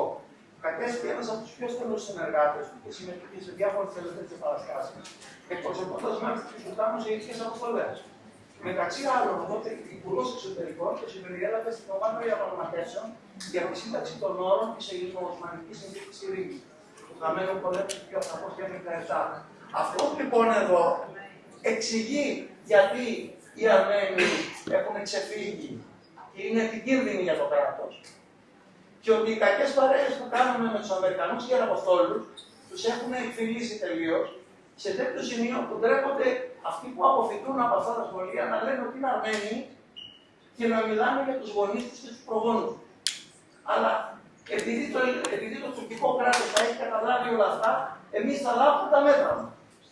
Και θα επικρατήσει η ησυχία υπέρ του τουρκικού στοιχείου. Δείξε μας το επόμενο Μάικ. Να δούμε και τα μέτρα του. Που έλαβε 2 μέρες μετά. Θανατική εκτέλεση της Αρμενίων. Στην Κωνσταντινούπολη. Μέλη του Δαρμεντσουκιού. Και 2 χρόνια μετά, ένας από τους πολύ, πίσω λίγο, ένας από τους πολύ μεγάλους πατριάρχες της Κωνσταντινούπολης, ο Μαλαχία Ορμανιά, ένα πρόσωπο για το οποίο αξίζει αυτοί που ασχολούνται με την ιστορία να μελετήσουν και το έργο του και την προσφορά του, στέλνει τεσκερέ στην πύλη και τους λέει ότι αν δεν κάνετε κάτι να ησυχάσει το πίμνιό μου, θα με υποχρεώσετε να παραιτηθώ. Κάτι το οποίο βεβαίως θα έχει τεράστιο αντίκτυπο στις ευρωπαϊκές δυνάμεις. Το επόμενο παρακαλώ. Λοιπόν, αυτό είναι αφιερωμένο εξαιρετικά. Είναι ένα αγγλικό περιοδικό 1840-2010, το πλέον γνωστό στην Βρετανία σατυρικό πολιτικό περιοδικό των Φιλελευθέρων, και για όλες αυτές τις μεταρρυθμίσεις, για όλα αυτά τα τανζιμάτ, γιατί δεν είναι ένα το τανζιμάτ, λένε το ίδιο, αλλά όποτε θέλανε να ρίξουν στάχτη στα μάτια των Τούρκων, των Ευρωπαίων, με συγχωρείτε, κάνουν ένα τανζιμάτ. Έχει λοιπόν το Σουλτάνο να κάθεται σε ένα διβάνι, να έχει τη χούκα του μπροστά, το μαρτιλέ του, και ό,τι βλέπουμε μέσα στις φούσκες είναι μεταρρυθμιστικά διατάγματα, όπου πολύ καθαρά φαίνεται το χάρτη Σερίφ του 1839, το χάρτη Κουμαγιούν του 1856, και εδώ είμαστε στην ανακήρυξη του συντάγματος, όπου βγαίνει από μέσα μια φούσκα που λέει Constitution, Σύνταγμα 1877, και από κάτω το σχόλιο του Βρετανού. One Apple. Γι' αυτό λοιπόν κατά Τανζιμάτ είναι κάτι το οποίο δεν απέδωσε ποτέ όλα αυτά που θέλουν να πιστέψουμε ότι απέδωσε η τουρκική βιβλιογραφία. Σας ευχαριστώ πολύ για τον χρόνο σας και την υπομονή σας.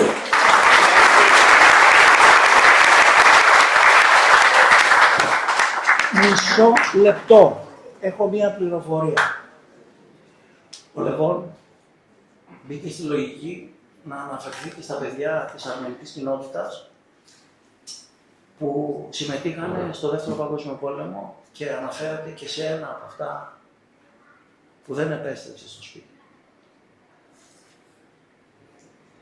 Πρόκειται για τον αναζήτησα και τον βρήκα.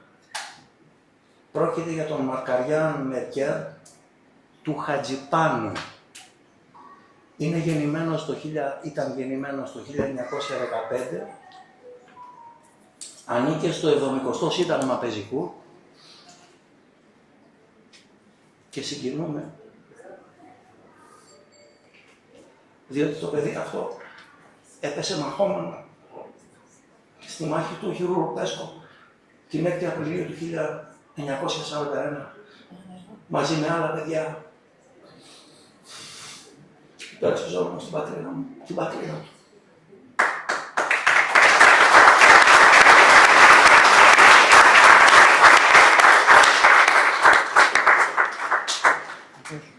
Ευχαριστούμε πολύ. Ήρθε η ώρα του συγγραφέα, κυρίες και κύριοι, ο Λεωνίδας Λεβών Βιλσιζιάν.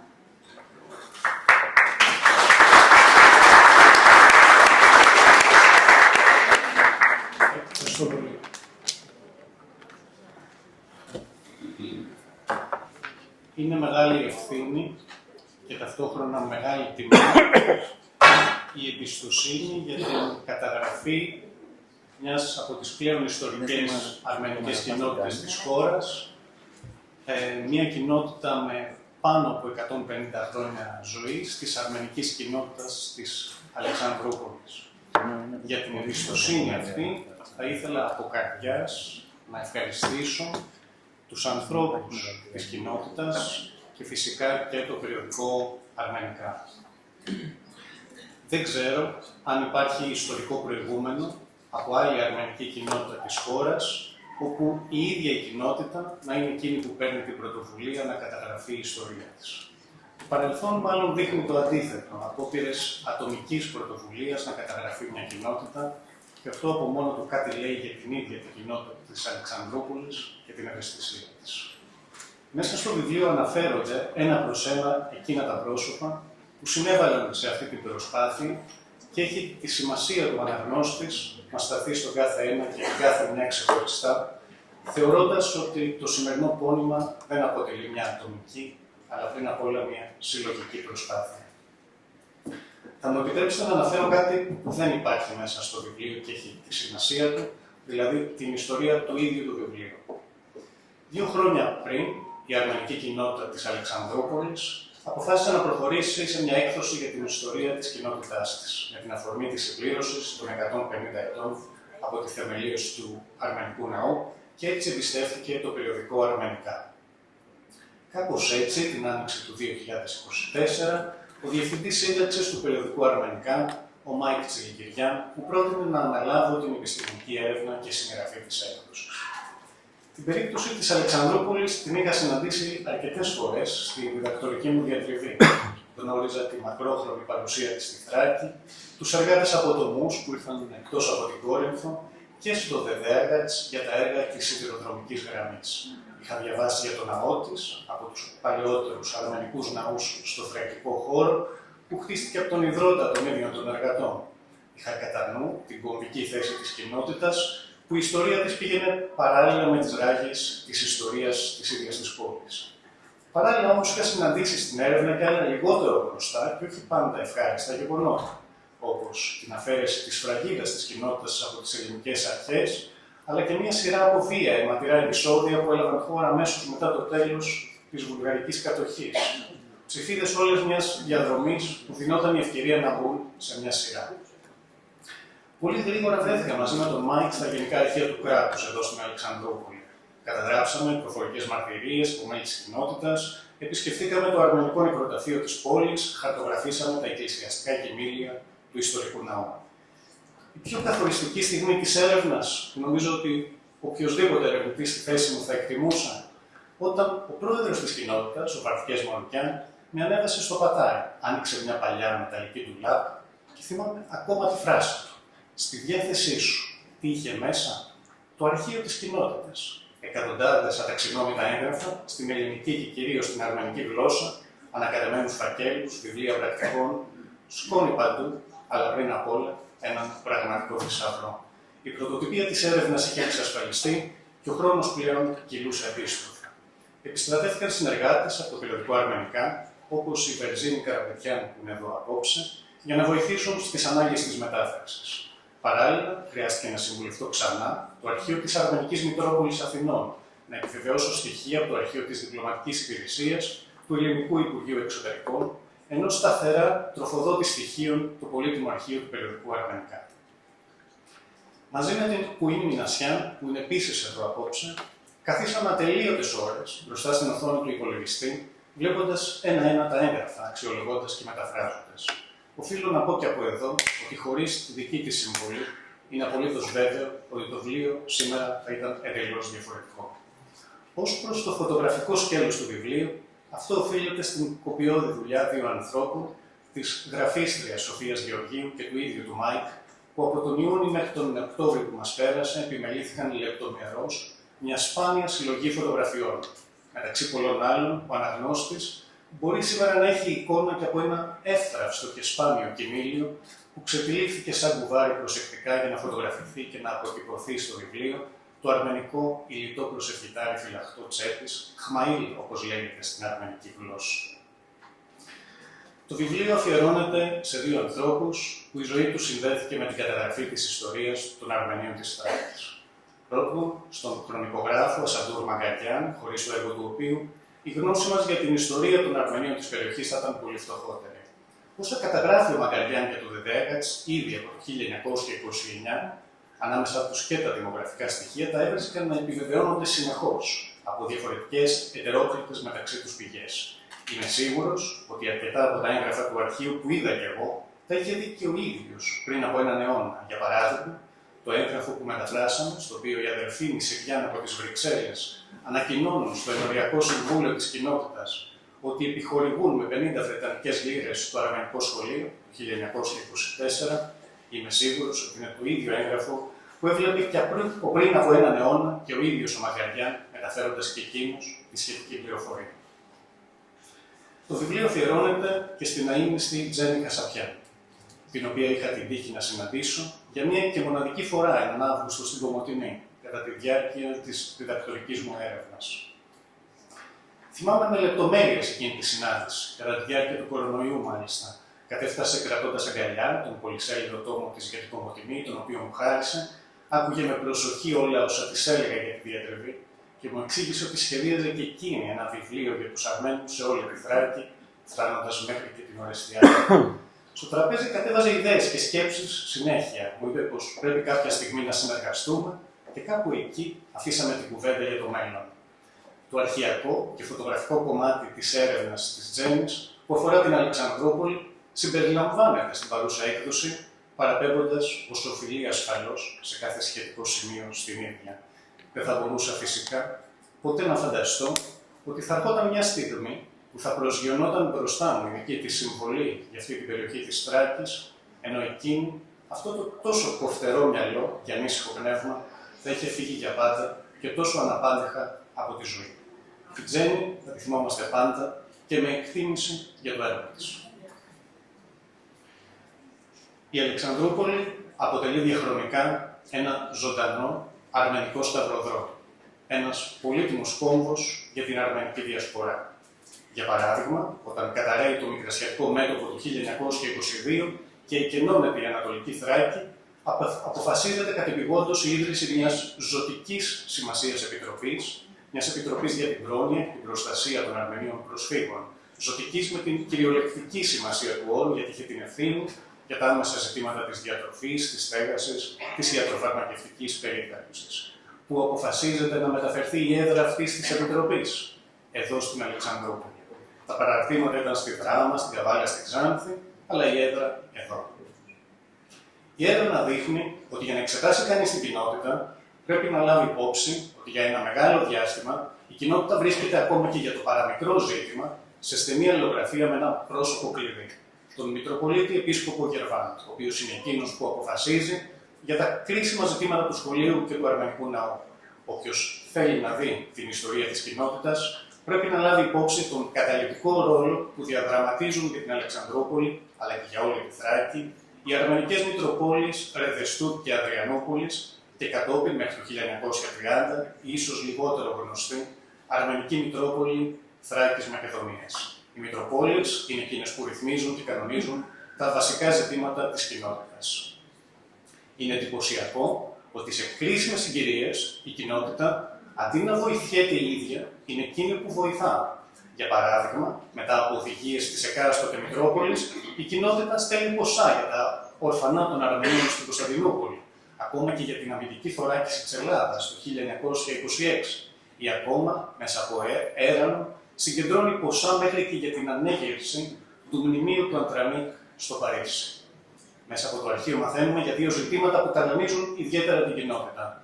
Πρώτον, για το ζήτημα της υποχρεωτικής στράτευσης Αρμενίων στο μέτωπο του Μικρασιατικού πολέμου, αλλά ακόμα και μέχρι και για την απόπειρα ορισμένων στην Αλεξανδρούπολη, ακριβώς για να αποφύγουν τη στράτευση, να χρηστούν μέχρι και διάκονοι ή να διοριστούν στο αρμενικό σχολείο. Ένα πιο ακαθόδε ζήτημα επίσης έρχεται στο φως, το ζήτημα του διοικητικού εκτοπισμού, δηλαδή της απόφασης των ελληνικών αρχών να μετακινηθούν την περίοδο 1924-1925,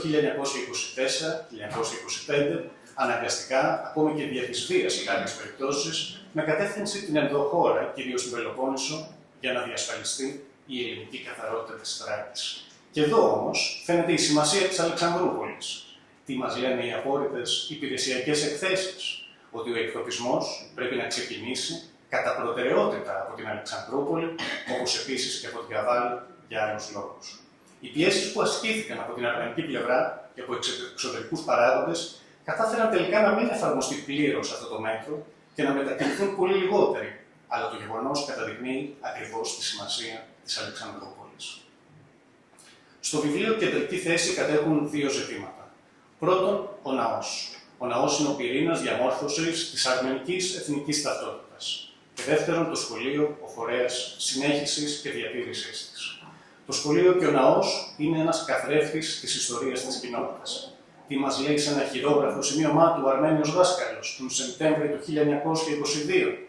Το σχολείο έχει καταληφθεί από τους πρόσφυγες, γράφει, και για τον επόμενο μήνα, τον Οκτώβρη, στις 11 Οκτωβρίου του 1922, το σχολείο ξαναάνοιξε μέσα στην εκκλησία. Και αυτή είναι η πραγματικότητα. Μια κοινότητα που από τη μία περιθάλπει τους πρόσφυγες και που ταυτόχρονα μέσα στο ναό παλεύει για τη γνώση στους μαθητές. Το αρχείο μας δείχνει καθαρά ότι οι περισσότεροι πόροι της κοινότητας κατευθύνονται στο σχολείο. Και αυτό δείχνει τη σημασία που αποδίδεται στη χάραξη και διασφάλιση της γλώσσας και της θρησκείας. Για πρώτη φορά, κατά το σχολικό έτος 1926-1927, ο αριθμός υπερβαίνει τους 200 μαθητές και μαθήτριες, γεγονός που χαιρετίζεται ιδιαίτερα στις εκθέσεις των διευθυντών. Όπως σε όλα τα αρμενικά σχολεία, έτσι και στην Αλεξανδρούπολη, το σχολείο είναι μεικτό. Και αυτό δείχνει το ρόλο της γυναίκας μέσα στην κοινότητα. Μέσα από το αρχείο έχουμε πληροφορίες για τις πιο απίθανες λεπτομέρειες. Για παράδειγμα, μέχρι πόσα παλαιά, επί κυθρανία, διαθέτει εκείνη την εποχή η κοινότητα, για τους αριθμούς των μαθητών και μαθητριών, αλλά ακόμη και πόσες κατάφεραν να ολοκληρώσουν την τάξη, γιατί δεν ήταν καθόλου αυτονόητο ότι ένας μαθητής ή μια μαθήτρια θα κατάφερε να ολοκληρώσει την τάξη. Λεκτικές ασκήσεις, ειχνογραφία, χειροτεχνία, οπτική, παιχνίδια άγνωστα σήμερα όπως άμμος ή ξυλάρια ανάμεσα στα μαθήματα του σχολείου. Η περίοδος στην οποία άνθησε η κοινότητα είναι η περίοδος του Μεσοπολέμου. Αυτό αποτυπώνεται και στα Ευαγγέλματα, με τα οποία καταπιάνονται οι Αρμένοι αυτή την περίοδο. Εμπόριο δερμάτων, θασμάτων, άνθρακα, καπνού. Είναι η περίοδος άλλωστε που αγοράζεται το πολύ γνωστό καπνομάγαζο, υποδηματοποιία, αργυροχρυσοκοία, σιδηρουργία, ραπτική, λιανικό εμπόριο. Έχουμε Αρμένους γιατρούς, φαρμακοποιούς, αλευροβιομήχανους, καφεπόκτες και άλλα που καταγράφει ο Μαγκαριάν ή που μπορεί κανείς να τα εντοπίσει και σήμερα στα γενικά αρχεία του κράτους. Το 1940 η κοινότητα συμμετέχει ενεργά στο αλβανικό μέτωπο, αλλά και στη μάχη της Κρήτης, στο πλευρό της Ελλάδας. Η κοινότητα μετρά και νεκρούς και τραυματίες, ενώ περίπου 80 Αρμένοι στρατιώτες κατορθώνουν και επιστρέφουν.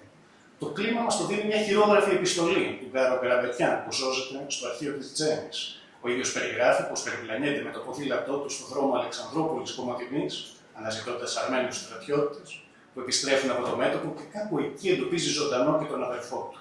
Στην επιστροφή του δίνει το ποδήλατο και του λέει: «Τρέχα μια ώρα νωρίτερα που σε περιμένουν ανυπόμονα και έρχομαι κι εγώ σιγά-σιγά».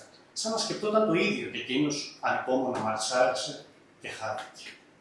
Ως προς το ζήτημα της βουλγαρικής κατοχής, τα πιστοποιητικά στη βουλγαρική γλώσσα, τα τετράδια των σημειώσεων, οι χειρόγραφες επιστολές της κοινότητας, οι έρανοι που συνεχίζονται, τα αναλυτικά έσοδα-έξοδα σε ΛΕΒ, φέρνουν στο φως άγνωστες πληροφορίες για μια από τις πλέον επίμαχες περιόδους. Ο ναός θα εξακολουθήσει να λειτουργεί, το Ενοριακό Συμβούλιο θα αποκτήσει τη βουλγαρική σφραγίδα, ενώ προς το Δημοτικό Σχολείο, σύμφωνα με έκθεση της ίδιας της κοινότητας, μας δόθηκε η άδεια να λειτουργούμε το Δημοτικό, υποχρεώνοντάς μας να παραδίδουμε τη βουλγαρική γλώσσα. Ενώ σε άλλο σημείο ξεκαθαρίζεται ότι η κοινότητα είναι εκείνη που πληρώνει τη μισθοδοσία των δασκάλων. Στα πιο ενδιαφέροντα ευρήματα, η αναλυτική έκθεση της Νιαγωγού του 1943, που μας δίνει πληροφορίες που η έρευνα μέχρι σήμερα δεν είχε φτάσει. Για παράδειγμα, λέει ότι το μάθημα της μητρικής γλώσσας διακόπτεται για ένα διάστημα, γιατί θεωρείται παράνομο, όμως μετά την επίσκεψη του επιθεωρητή στην πόλη, καταφέραμε να πάρουμε άδεια εβδομαδιαίως από μία ώρα. Πληροφορίες που επιβεβαιώνουν μια περίοδο σύνθετη, περίπλοκη και αναμφίβολα ιδιαίτερα ρευστή. Μετά το τέλος της βουλγαρικής κατοχής, ακολουθεί ένα μπαράζ λευκής τρομοκρατίας, που καθιστά αδύνατη πλέον για πολλούς την παραμονή στην Ελλάδα. Το ορόσημο για την ίδια την κοινότητα είναι ο λεγόμενος επαναπατρισμός στη Σοβιετική Αρμενία. Μέσα στον ελληνικό εμφύλιο αναχωρούν και από την Αλεξανδρούπολη μαζικά οι Αρμένοι για τη Σοβιετική Αρμενία και η κοινότητα συρρυκνώνεται πάνω από τα 2/3 του αριθμού της πριν από τον πόλεμο. Αυτό μας το λέει και το αρχείο της Θεσσαλονίκης, της Αρμενικής κοινότητας της Θεσσαλονίκης, και το λεγόμενο ντομάρ, δηλαδή το βιβλίο απογραφών, όπου απογράφονται το 1948, αμέσως μετά το τελευταίο καραβάνι επαναπατρισμού, μόνον πια 177 Αρμένοι. Στην ιστορία δεν είναι ποτέ και πάντα όλα ρόδινα. Οι ιδεολογικές και πολιτικές διαμάχες και μέσα στην κοινότητα εντείνονται μέσα στο Μεσοπόλεμο, μέσα από τη διαμάχη ανάμεσα στη Μητρόπολη των Αθηνών και της Θεσσαλονίκης, γιατί άλλο και το ποια από τις δύο θα έχει τον έλεγχο.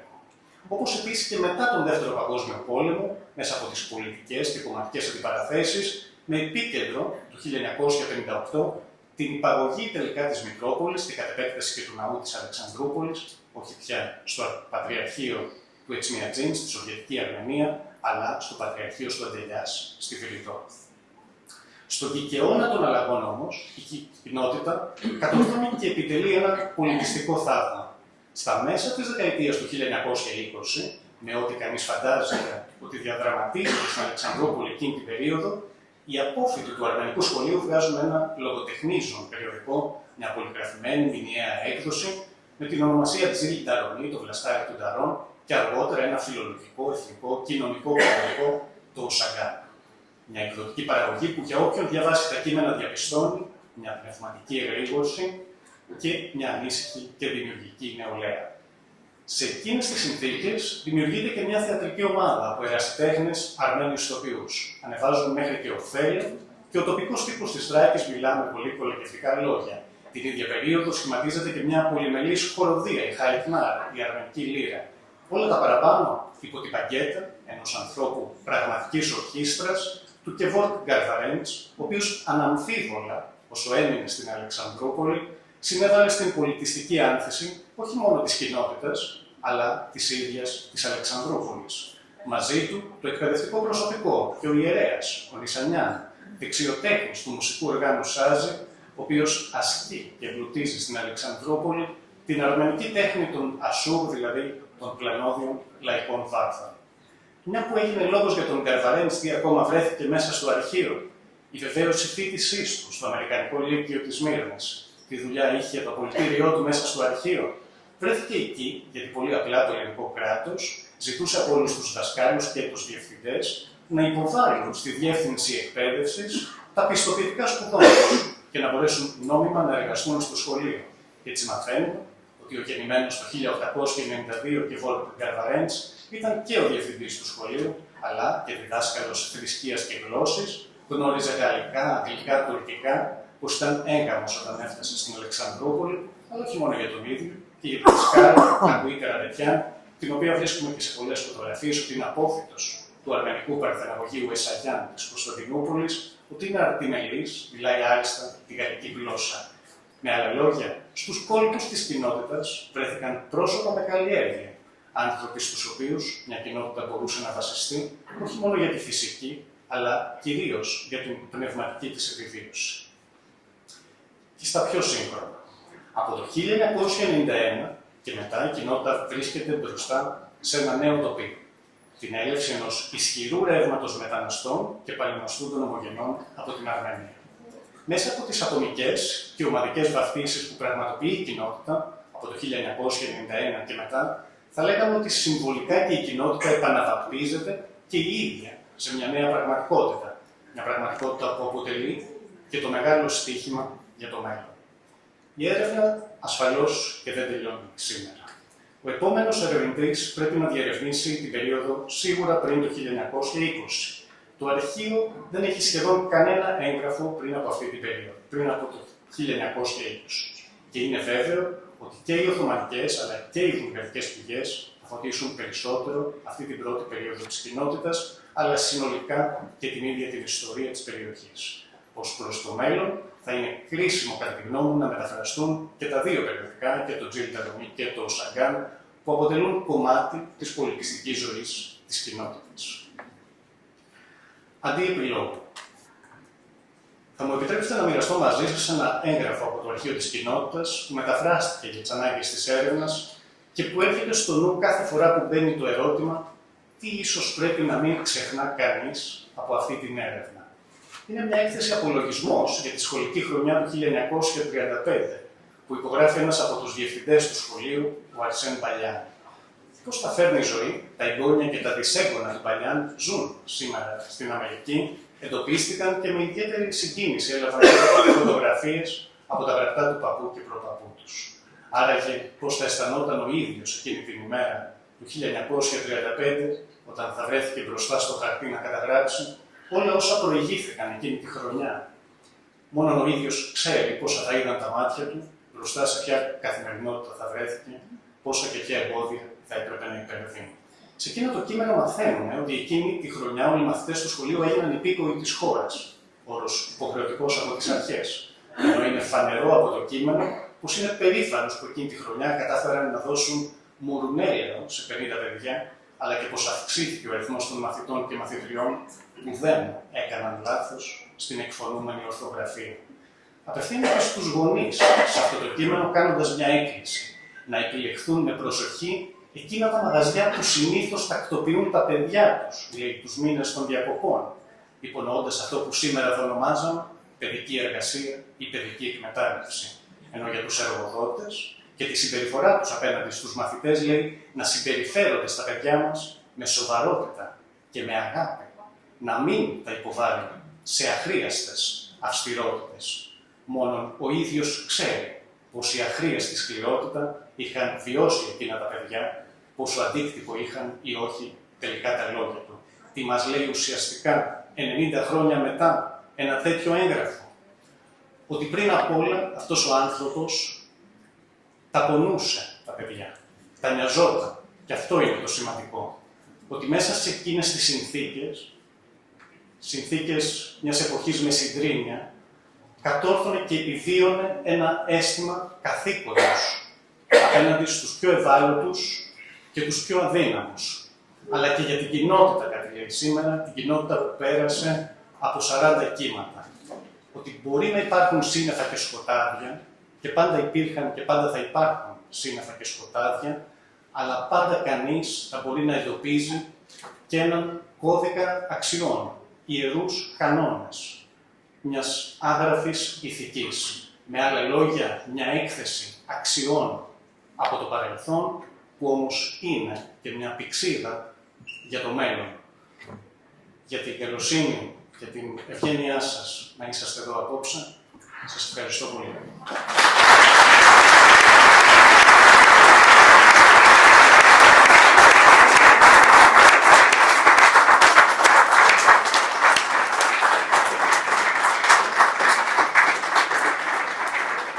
Λεωνίδα, εμείς ευχαριστούμε.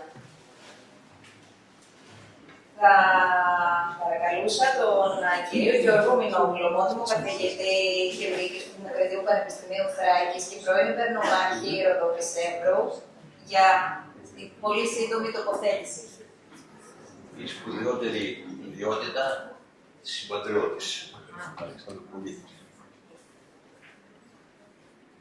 Η σταδιοδρομία αυτή ξέρω από πρωτόκολλο. Ξέρω από το πρωτόκολλο και βλέπω ότι το πρωτόκολλο εφαρμόζεται. Από εδώ οι Αρμένοι, από εκεί οι υπόλοιποι. Δεν σπάσα όμως εγώ το πρωτόκολλο, γιατί αυτό δεν εκφράζει την καθημερινότητά μας. Εμείς στην καθημερινότητα είμαστε ανακατεμένοι. Και δήμαρχοι, όπως σκεφτόμουν τις γειτονιές της Αλεξανδρούπολης, σκέφτηκα τα Καραγατσιανά, την Εξώπολη του Αγίδη, την Καλυθέα, τα Τσιμεντένια, τα λέμε τώρα Πευκάλια, την Απολουνιάδα, αλλά πουθενά δεν βρήκε γειτονιά Αρμενίων. Δεν υπήρχε γειτονιά, όλοι έτσι ήμασταν. Σεβασμιότατε Αρχιεπίσκοποι της Ορθόδοξης Εκκλησίας της Ελλάδος, σεβαστέ πατέρα εκπρόσωποι του Δεσπότη μας, κύριε Δήμαρχοι, αγαπητοί συμπατριώτες. Με πολλή συγκίνηση άκουσα και το όνομα της Ζένης Κασαπιάν. Να το βιβλίο. Γιατί το κρατάω στα χέρια μου? Η υπερνομαρχία Ρωμός. Η υπερνομαρχία ήταν ο χρηματοδότης αυτής της τρίπλουσης έκδοσης. Τι είναι αυτό το βιβλίο για τους Κομωτινέους? Τρίπλουση έκδοση. Ελληνικά για τους Έλληνες. Αρμενικά για τους Αρμίνιους, όχι μόνο της Κομωτινέους. Όχι μόνο της Ελλάδας, για πανταχού. Και αγγλικά για όλο τον κόσμο. Τότε λοιπόν έκανα μια προσπάθεια με την εδώ κοινότητα να εκδώσω και ένα βιβλίο του Αλεξανδροπολίτες. Δεν υπήρχε όμως ο κατάλληλος άνθρωπος ή το συναμαζεμένο υλικό για να γίνει αυτό. Και με πολύ χαρά και με λαχτά ήρθα και βλέπω αυτό το βιβλίο και σαν ακαδημαϊκός το ξεφίλησα και βρήκα κάποια στοιχεία τα οποία είναι όλα θετικά. Είναι σύγγραμμα. Ο συγγραφέας μπορεί να είναι υποκειμενικός. Τώρα σε έναν Αλεξανδροπολίτη, όχι δεν έχω σκεφτεί ένα Αλεξανδροπολίτη. Αυτό είναι μια απόσταση. Τον αναγκάζει να είναι αντικειμενικός, να λέει και τα καλά μας και τα άσχημα μας. Μετά έχει πάρα πολλές φωτογραφίες. Φωτογραφίες δεν είναι λόγια, είναι τεκμήρια. Και όπως λίγο είδα και τη βιβλιογραφία και όλα αυτά, το μόνο που είναι να σας συγχαρώ και να σας ευχαριστήσω και εγώ μαζί με τους άλλους για τη μεγάλη προσπάθεια και το μεγάλο δώρο που κάνατε στους συμπατριώτες μου. Γιατί όμως έφερα αυτό το βιβλίο, δεν ήταν αφορμή για τη Τζέννη, ήταν ευκαιρία. Γιατί κάπου εκεί στην εισαγωγή μου κάτι γράφω. Γιατί κάναμε αυτό το πράγμα. Στην παρέα μας γράφω στην Αλεξανδρούπολη, στην Βόρεια Παράγα, όπου γεννήθηκα και μεγάλωσα, ήταν ο Γιάννης, ο Παύλος, ο Βαχέ, ο Ορέστης, ο Ροζόφ, ο Αλμπέρτος, Εβραίος, ο Μιχάλης, ο Χάμος, είχαν Πολύκρος, είχαν Παρτσούμ στο σχολείο. Ο Σταύρος και αργότερα η Ινές, η Νάντια και ο Κυριάκος, μην το ξεχνάμε και αυτόν, ο άντρας της Νάντιας. Και πολλοί άλλοι ανάλογα στην περίπτωση. Τότε δεν ξέραμε τίποτα για πολυπολιτισμικότητα, δεν μιλάμε τέτοια πράγματα. Απλά ήμασταν φίλοι, κάναμε παρέα όπως ακριβώς έκαναν και οι γονείς μας. Αυτό νομίζω τα λέει όλα. Έτσι μεγαλώναμε μια κοινότητα αδελφωμένη και ήμασταν φίλοι.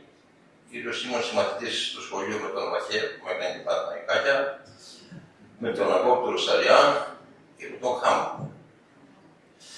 Στα παιχνίδια όλοι μαζί ήμασταν. Και φοιτητές, φοιτητοπαρέες όλοι μαζί και τα γλέντια που. Τότε στη συνοδευτική ήταν ούτε αίθουσες. Μόνο το αργό του κουτσουμπίδι υπήρχε. Πού θα κάνουμε το γλέντι μας, ας είναι καλά ενάντια. Έπαιρνε την άδεια της κοινότητας της Αρμενικής και στην αίθουσα που ήταν απέναντι στην εκκλησία ήταν άδεια. Τη διακοζούμασαμε πρωτοχρονιάτικα και κάναμε και την αλλαγή του χρόνου με χύμα βερμού και ξύλους καρπούς. Αλλά τι ωραία που περνούσαν. Αυτά και άλλα αργότερα με οδήγησαν όταν ήμουν πρόεδρος του Σύλλογου Αρχαιοφύλων στις αρχές του αιώνα μας να πάρω την πρωτοβουλία να κάνω μια εκδήλωση για την αρμενική κοινότητα της Αλεξανδρούπολης. Νομίζω αυτή είναι η δεύτερη οργανωμένη που γίνεται για την κοινότητα. Υπάρχει μια ειδοποιώς διαφορά. Εδώ αυτή πολύ σημαντική, πολύ σπουδαία, καταγεγραμμένη θα μείνει, αλλά γίνεται με πρωτοβουλία της αρμενικής κοινότητας. Εκεί είναι πρωτοβουλία των μη Αρμενίων της Αλεξανδρούπολης. Τότε λοιπόν συζήτησε με πολλούς. Ήμασταν γνωστοί και με τους φίλους και με τους γονείς τους. Και έμαθα πολλά και διάφορα και εντυπωσιάστηκα. Εντυπωσιάστηκα τόσο πολύ που πήραμε την πρωτοβουλία να κάνουμε την εκδήλωση. Έγινε στο Δημοτικό Θέατρο. Ήταν κατάμεσο. Γιατί η πρωτοβουλία ήταν από την ελληνική μερίδα της Αλεξανδρούπολης και είχαμε κινητοποιήσει πολύ κόσμο. Ήταν βέβαια και πολύ από την Αθήνα και στη Θεσσαλονίκη, που ήμουν εκεί όταν παρουσιάσαμε το βιβλίο της Αθήνης. Και υπάρχει αυτή η ειδοποιώς διαφορά. Καλά τα λέω αυτά τα πράγματα όμως. Υπάρχουν πουθενά. Πώς αποδεικνύονται. Υπάρχουν τα στοιχεία.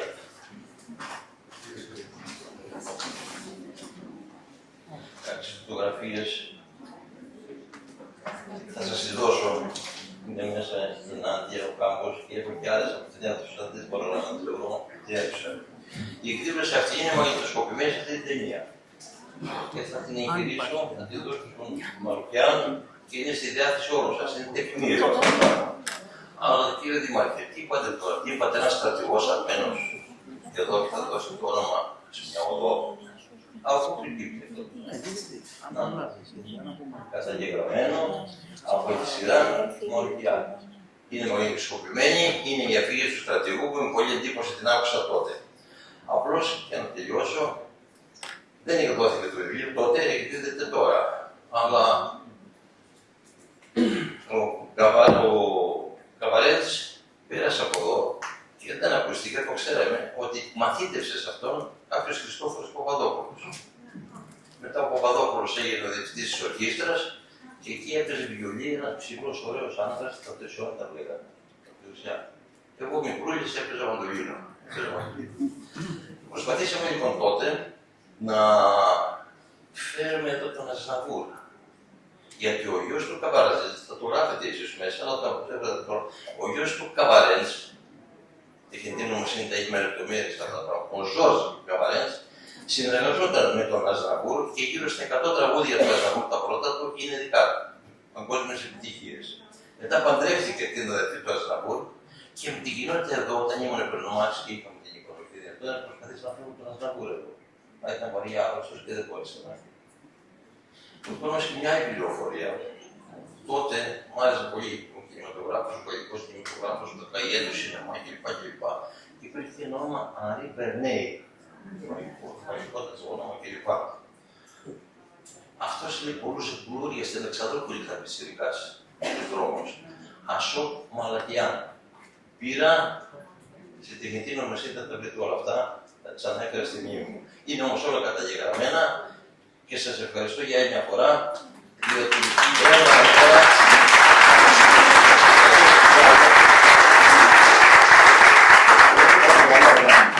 αλλά πιστεύω ότι δεν συνυπάρχουμε μόνο στην Αλεξανδρούπολη, συλλειτουργούμε. Και το Δήμαρχε θα είμαι στα γένεια του δρόμου, όταν θα κατεβάσετε τη σημαία. Τις βρύσεις που παρέμβησαν. Και της αναστήλωσης της βρύσης έξω από την... Σε όλα αυτά είμαι, σε όλα αυτά είμαι, γιατί δικά μας είναι. Δικά μας είναι. Ευχαριστώ πολύ.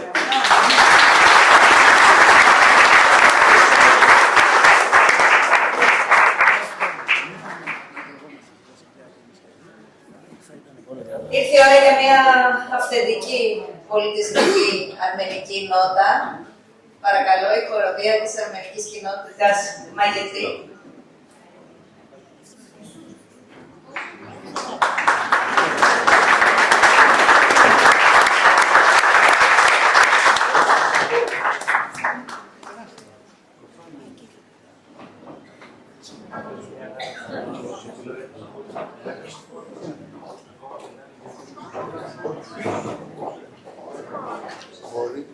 Μπορούμε να το μεταθέσουμε στη μέση το κουάρτερ και να το έχουμε μπροστά.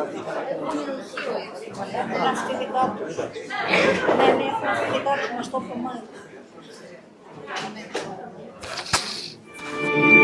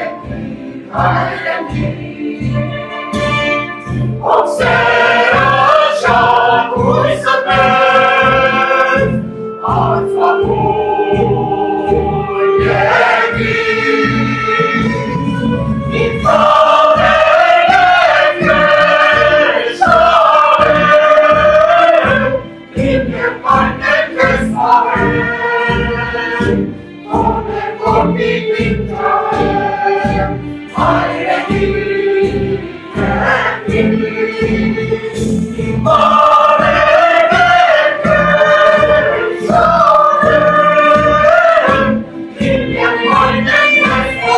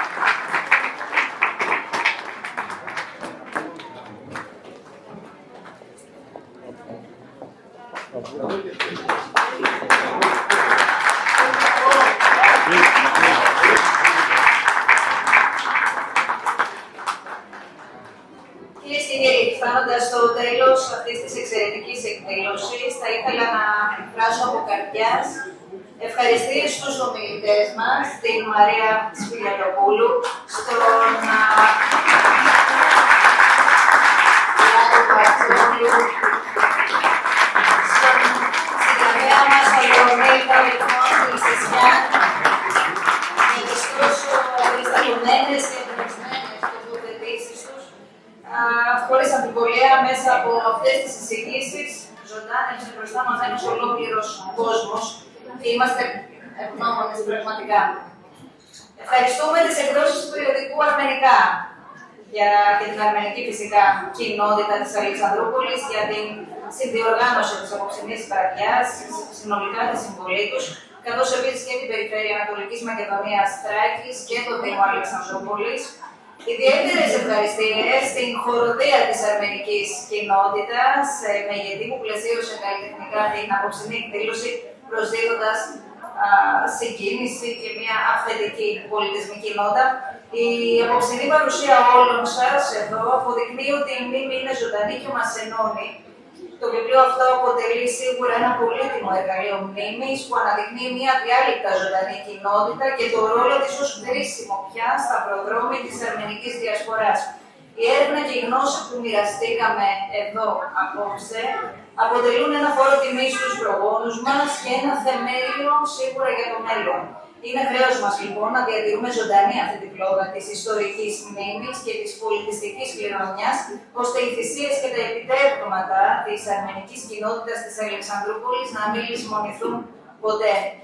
Κλείνοντας, σας ευχαριστώ και εγώ όλους θερμά για την παρουσία αλλά και την προσοχή σας. Με αυτές τις σκέψεις εύχομαι από καρδιάς καλό βράδυ σε όλους και σας καλώ να συνεχίσουμε να τιμούμε και να θυμόμαστε την ιστορία που μοιραζόμαστε. Το ταξίδι το βιβλίο να είναι καλοτάξιδο, ζητώ συγγνώμη, να φτάσει σε πάρα πολλά χέρια, Λεωνίδα, να διαβαστεί από νέους και παλιούς και να εμπνεύσει και άλλες πρωτοβουλίες γνώσης και διαλόγου. Σας ευχαριστούμε όλους πολύ.